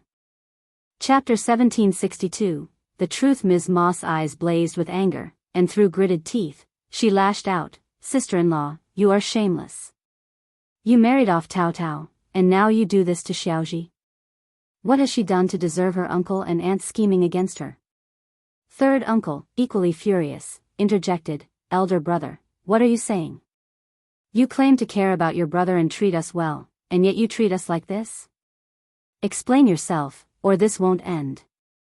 Eldest uncle sighed, his face turning red. I knew this marriage wouldn't happen, but you insisted on it. I knew it. These words only fueled the anger and sense of injustice for third uncle and Mrs. Ma. They demanded an explanation from the first section of the Xiao family, escalating the confrontation. Ms. Fong couldn't tolerate it any longer. Enough. Silence. Your elder brother might tolerate your nonsense, but I won't. Reflect on whether you even deserve an explanation. What do you think you're doing? Instead of questioning us, question your own worthiness. You. Third uncle seethed. Master Zhao initiated the proposal through a matchmaker. I have every reason to accept such a good marriage. What's wrong with that? What do you mean by snatching? This was Master Zhao's decision. He willingly chose to marry into our family. Is that not his prerogative? Are you implying they should remain unmarried unless it's to your family's liking? Your arrogance knows no bounds. Ms. Ma exploded. We were the ones who noticed Master Zhao first. Ms. Fong retorted, that's even more absurd. Marriage involves two families, not just your whims. If both families agree, it's called a marriage. Should they only accept your family's decisions and be forbidden from marrying anyone else? Your arrogance is unbelievable. The villagers exchanged glances and couldn't help but snicker. After all, marriage was a mutual decision between two families. If the man didn't fancy their daughter, who could they blame? But we are brothers. Third uncle erupted in anger. We informed Xiaoji about Master Zhao first and even asked you to mediate. Instead of helping, you chose to marry Master Zhao. Are we still considered brothers to you? Is there no limit to your audacity? Miss Fong grew equally irritated. Third brother, are you forcing me to disclose everything? Unfazed, third uncle and Mrs. Ma aggressively retorted, go ahead. What are you afraid to say? Your excuses won't hold. Miss Fong responded firmly, stating the facts. Your family isn't the only one interested in Master Zhao, there are others too. But did you ever consider that just because you like him doesn't mean he reciprocates? He hails from a wealthy southern family, possesses charm, and has a good personality. He has his pick of any girl. Other families may fantasize, but you directly approached him. Why is it surprising if he rejects you? Had our Yunduan not become an official, even if Master Zhao fancied Tao Tao, I wouldn't have consented to this marriage. It's better to be grounded and self-aware. Third brother, don't take offense at my blunt words. You initiated trouble, and I had to make things clear for you to understand. That's the reality. Do as you please. If you insist, I won't argue further. Chapter 1763. Exactly, no matter what, our family hasn't wronged you. We maintain a clear conscience. The villagers couldn't help but nod and murmur in agreement. Indeed. Young Master Zhao's lineage and demeanor are unparalleled. Being in the first tier of the family sets him apart. Absolutely. I wish for young Master Zhao to be my son-in-law too. A dream-worthy match, alas, beyond my grasp. Haha. Precisely, who wouldn't desire such a son-in-law? Sister-in-law Fong has no grounds to refuse such a distinguished family just because the third branch has set their sights on them. What a waste. Quite so, I wouldn't refuse either. It's Ms. Ma and her husband who are overreaching. Third uncle and Ms. Ma were so incensed by Ms. Fang's words that they grew even more agitated. Ms. Ma nearly lunged at Ms. Fong, only to be restrained by the family servants. Ms. Ma exclaimed loudly, "What's so impressive about your son being a minor official? He can't even hold his ground in the capital, banished by the aristocrats to remote villages. That's his lot in life. He has no future, no prospects. My Lulang will rise to high office. Just wait and see, this isn't over." Enraged, Ms. Fong slapped Ms. Ma across the face. Ms. Ma retaliated, but was held back by the family servants. Third uncle wanted to intervene, but the stern gazes of Xiao Sanlang and the others froze him in fear. Instead, he directed his anger towards eldest uncle, cursing under his breath. Ignoring him, Miss Fang pointed at Ms. Ma. You dare curse my Yunduan? I'll shut that mouth of yours. What do you know of politics? Let me warn you again, watch your tongue, or you'll find trouble knocking at your door. And by then, the whole family will rue the day. Young Master Zhao is here proposing marriage, proof that my Yunduan is flourishing. You belittle my Yunduan. Why not acknowledge how much prestige your family has gained from this? Lu Lang roams freely under the guise of being Yunduan's blood cousin. He ingratiates himself with this person and that, as if our family remains oblivious. All for our family's benefit. I'm not as accommodating as you when it comes to being taken advantage of, yet now you slander and disdain me. Since you hold me in such contempt, why not just end our association? Dare the two of you agree to that? Ms. Ma and third uncle glared fiercely, still seething with anger, yet refrained from further comments. Could they really sever ties? The cautionary tale of the second branch loomed before them. They resisted, unwilling to relent. Though they harbored a belief in Xiao Yunduan's resilience, they remained adamant in their stance. Ms. Fang ordered someone to release Ms. Ma, her tone laced with scorn. Let me be unequivocal, Tao Tao and young Master Zhao are destined to wed. Keep your tongues in check. Should anyone dare besmirch Tao Tao or our family over alleged coercion in this cousin's betrothal, they'll face my wrath. Ms. Ma and third uncle simmered with rage, but dared not retort. Ms. Fang's voice turned frigid. If there's nothing further, depart. Ms. Ma and her husband trembled with fury, their arrogance quelled. They muttered indistinctly before storming out, consumed by indignation. Chapter 1764. Tao Tao bullies. When they left, the villagers who were watching the show said some consoling words to Miss Fang and left as well. Ms. Niu and her husband were among the crowd as well. At first, they were so excited that they wanted to cheer and clap, hoping that they would start a fight. But Ms. Ma and her husband stopped after a while, and the two of them were not very excited at all. Miss Fang is still so domineering. She has a son who's an official. How can she not be domineering? Otherwise, not many people would be eager to have an official in their family. Hearing this, Ms. Niu got discouraged again. She made up her mind to have her eldest grandson read the books and become an official in the future so that she could be domineering and domineering too. Their eldest grandson, Xiao Xianwen, had attended the village school the previous year, yet he harbored a strong aversion to education. Refusing to rouse early, he frequently arrived late, suffered headaches during writing and memorization tasks, and took frequent absences, resulting in a disarrayed academic record. Despite the familial discord between the first and second branches, their blood ties remained intact. Ms. Niu's obstinacy made it challenging for teachers to discipline her grandson, compounded by his academic struggles, leading to leniency from the instructor. In stark contrast, Xiao Zhenyan excelled academically, demonstrating proficiency in writing and recitation of classical texts like the Analects of Confucius and Mencius. The teacher even planned to introduce him to the spring and autumn period later in the year. With the family's newfound affluence and Ms. Niu's adoration for her grandson, Xiao Dalong endeavored to support her. However, Ms. Niu harbored suspicions toward Mei Qing, her stepmother, accusing her of orchestrating the discord.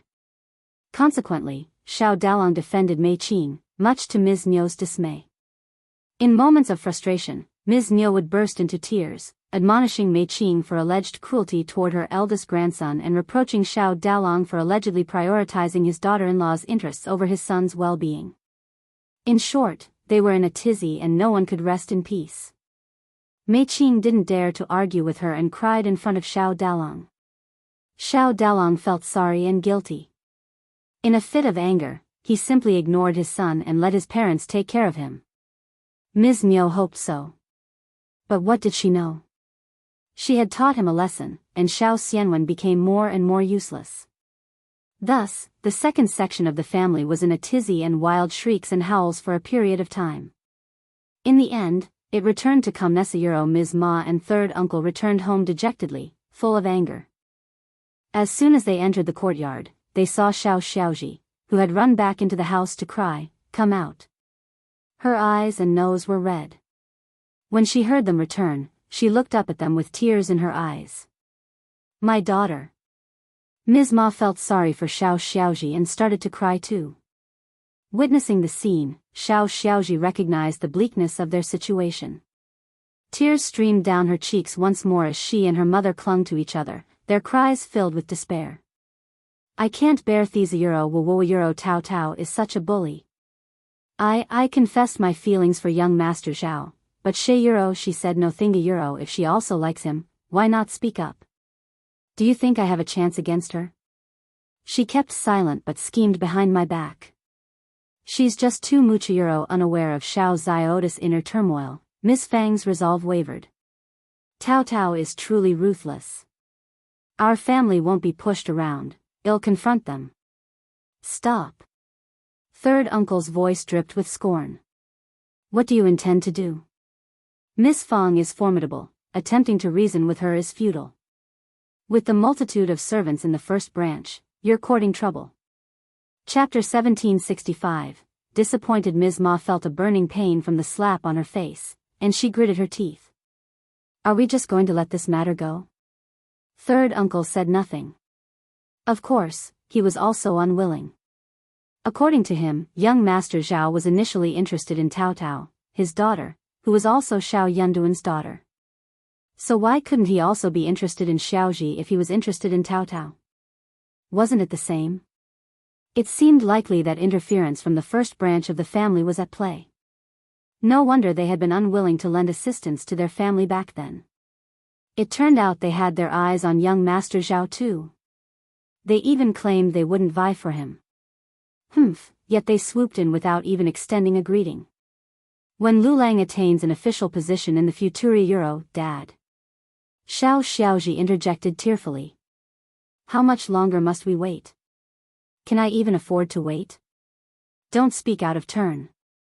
Both third uncle and Ms. Ma reprimanded her simultaneously. Your sixth brother is poised to reach the intermediate level this year. Indeed, he's on track to become an advanced scholar next year. Perhaps even a primus. That's the truth. Our Lu Lang outshines Wulan by far. Initially, the notion of achieving the primus status was beyond their imagination. It seemed like a distant dream, too far-fetched to contemplate. What exactly was the primus? It was an honor bestowed only once every 3 years, amidst a vast empire teeming with scholars. The primus was hailed as the epitome of scholarly excellence. How could an ordinary person even dare to dream of such lofty aspirations? But ever since Xiao Yunduan ascended to the position of primus, they began to perceive the title as less exceptional, allowing themselves to entertain the notion. If someone like Xiao Yunduan could achieve intermediate primus status, then surely their son could too. After all, their son had always outshone Xiao Yunduan by leaps and bounds. The couple had indulged in countless fantasies of their son becoming primus and the lavish lifestyle that would follow his ascent to high office. Naturally, they were dismayed when Xiao Xiaoji expressed her grievances. However, Xiao Xiaoji remained resolute. I won't just let it go. Tao Tao stole my chance at marriage. It wasn't merely a matter of family background. Young Master Zhao was exceedingly handsome and dignified. His smiles radiated warmth and kindness. Xiao Xiaoji harbored genuine affection for him. Moreover, young Master Zhao had even bestowed a smile upon her before, suggesting he held her in favorable regard. Third uncle and Ms. Ma shared her fury but felt equally powerless. When Xiao Lulang returned from the school library in the evening, the couple couldn't contain their eagerness to share the news with him. They awaited his decision with bated breath. Recently, Xiao Lulang had secluded himself in the building to study, indifferent to distractions. Upon hearing the news, he too was taken aback, feeling a pang of disappointment. He hadn't anticipated such an auspicious match to fall into Tao Tao's lap. It made sense. Xiao Yunduan now held an official position, even if it was in the modest An's province. Yet, it was still a 4th-grade prefecture euro, a distinction many never achieved in their lifetime. Young Master Zhao's decision to marry Tao Tao undoubtedly bore some relation to this. This was all too ordinary. Anyone in his position would know the obvious choice between Tao Tao and Xiaoji.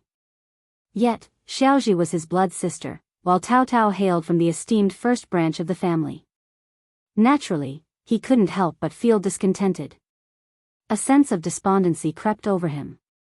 Why wasn't he the one bestowed with the title of Primus, remaining in the capital? If it were him, he was confident he could have surpassed Xiao Yunduan. Setting aside all else, he would have certainly avoided offending a noble and being exiled from the capital. Instead, he would have diligently climbed the ranks, step by step, within the capital. If young Master Zhao had to make a choice, he surely wouldn't have chosen Tao Tao. Why couldn't it have been him? Chapter 1766, Stupid Without Knowing, I seem to remember. Didn't young Master Zhao say that the clan arranged a marriage for him? Ms. Ma and the other two got startled. Oh, that's right. How could I have forgotten about this? That's right, I remember it clearly. Young Master Zhao said that. Ms. Ma burst into laughter, relishing in her gloating. So Tao Tao is going to be young Master Zhao's concubine? How intriguing. The first branch of the family is sending their daughter to be his concubine. Humph, she's in for a rude awakening. Xiao Zioda's expression darkened as she bit her lip, her heart heavy with the revelation.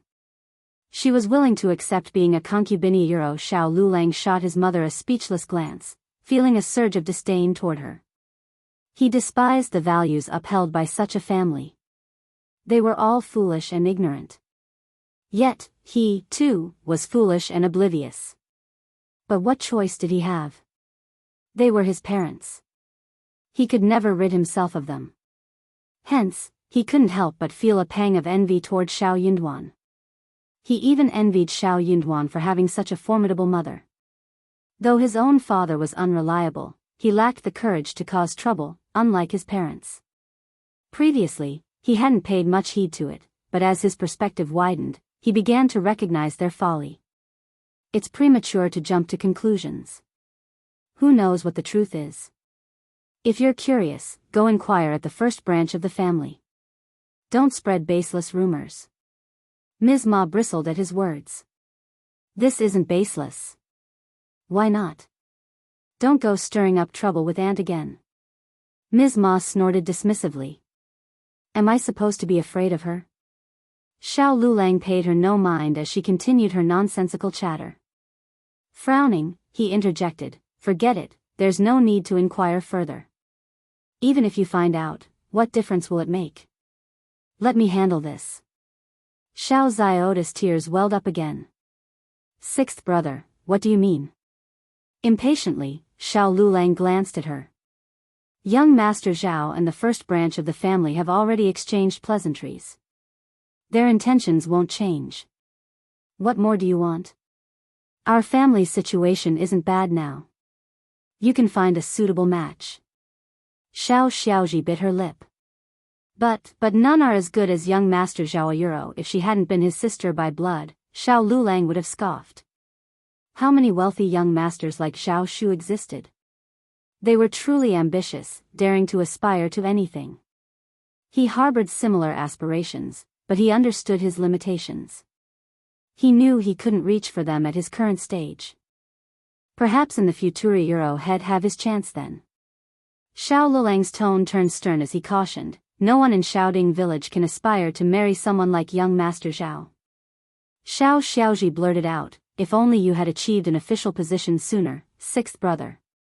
Xiao Lulang's sharp gaze pierced her, causing her to instinctively retreat behind Ms. Ma, startled.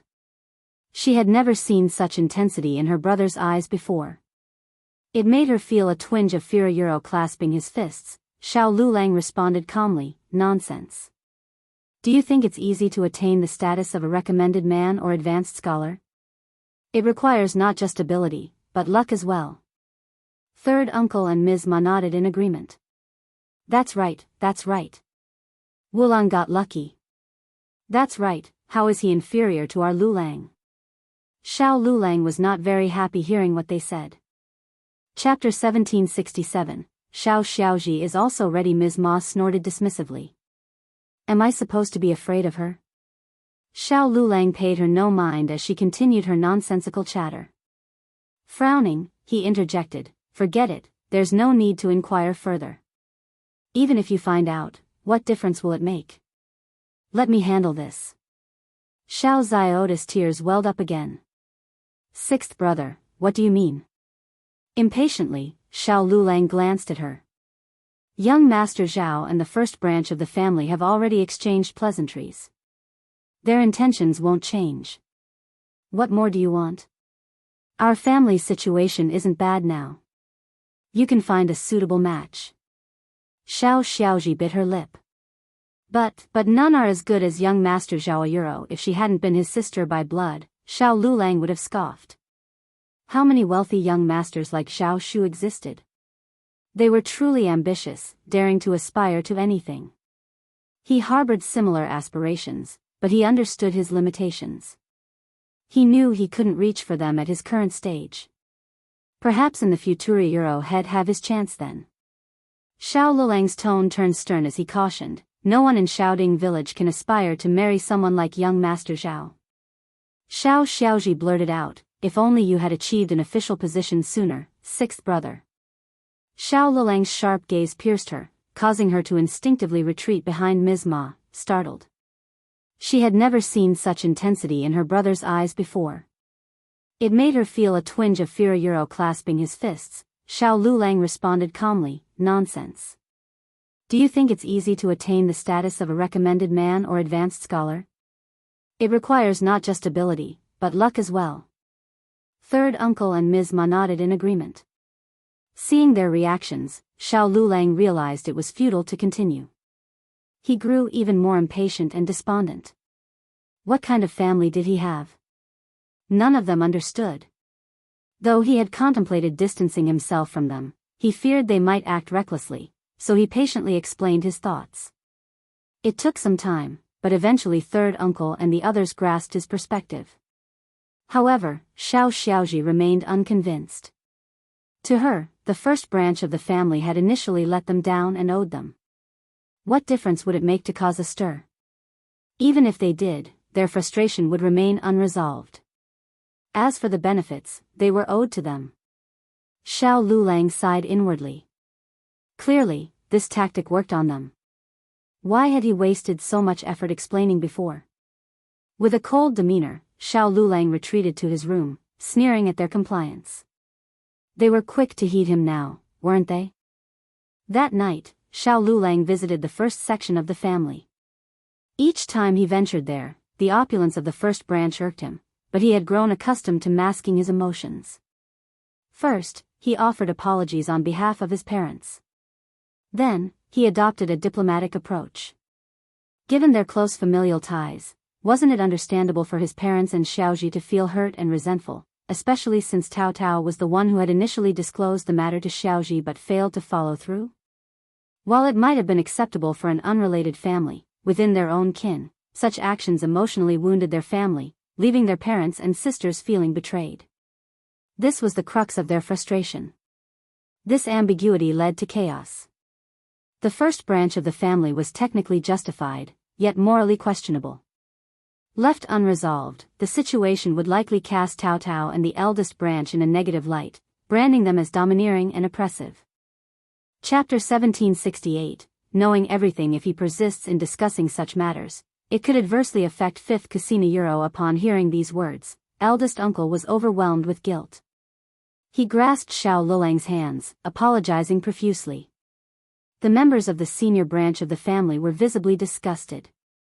However, Miss Fong remained unfazed and interjected sharply. Sixth nephew, your scholarly arguments are sound, but alas, Yunduan isn't present to engage in this discourse. He would have appreciated your intellect. As for myself, while I may lack extensive knowledge, I understand the importance of perseverance.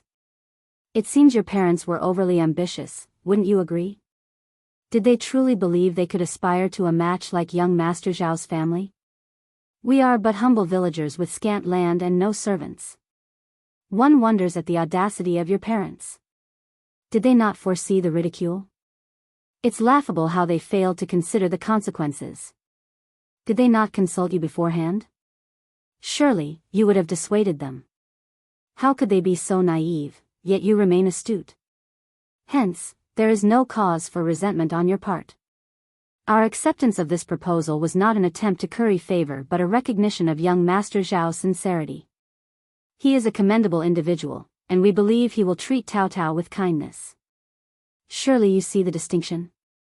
To reject young Master Zhao outright, regardless of Tao Tao's welfare, would be unjust to both him and our family. Would you not agree? Therefore, our conscience is clear, we have not failed your family in any regard. Sixth nephew, I cannot concede to your criticisms of our family. Let the gossips chatter if they must. We have no reason to be ashamed. Who dares challenge us? I am prepared to defend our actions. Xiao Sanlang sneered in concurrence. Mother speaks the truth.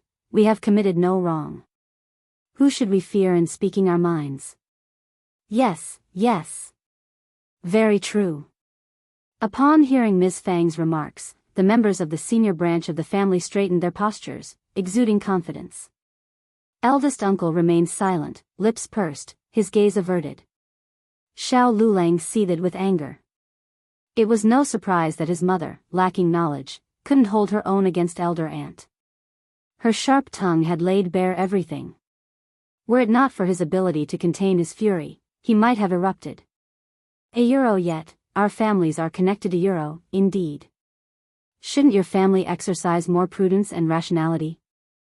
Their disparate backgrounds were glaringly evident, yet they plunged headlong into proposing to young Master Zhao with unabashed enthusiasm. Fortunately, young Master Zhao was magnanimous and disregarded their audacity. Had it been someone else, they would have faced utter humiliation. It was a display of self-inflicted disgrace. Miss Fang harbored no sympathy for them. She wasn't foolish enough to spurn such a favorable match for her daughter. Xiao Lulang flushed with embarrassment and a hint of shame crept into his voice. Xiaoji is also fifth cousin's sister. She's not much different from Tao Tao. Had elder aunt and uncle advocated for her, young Master Zhao might not have refused her a euro.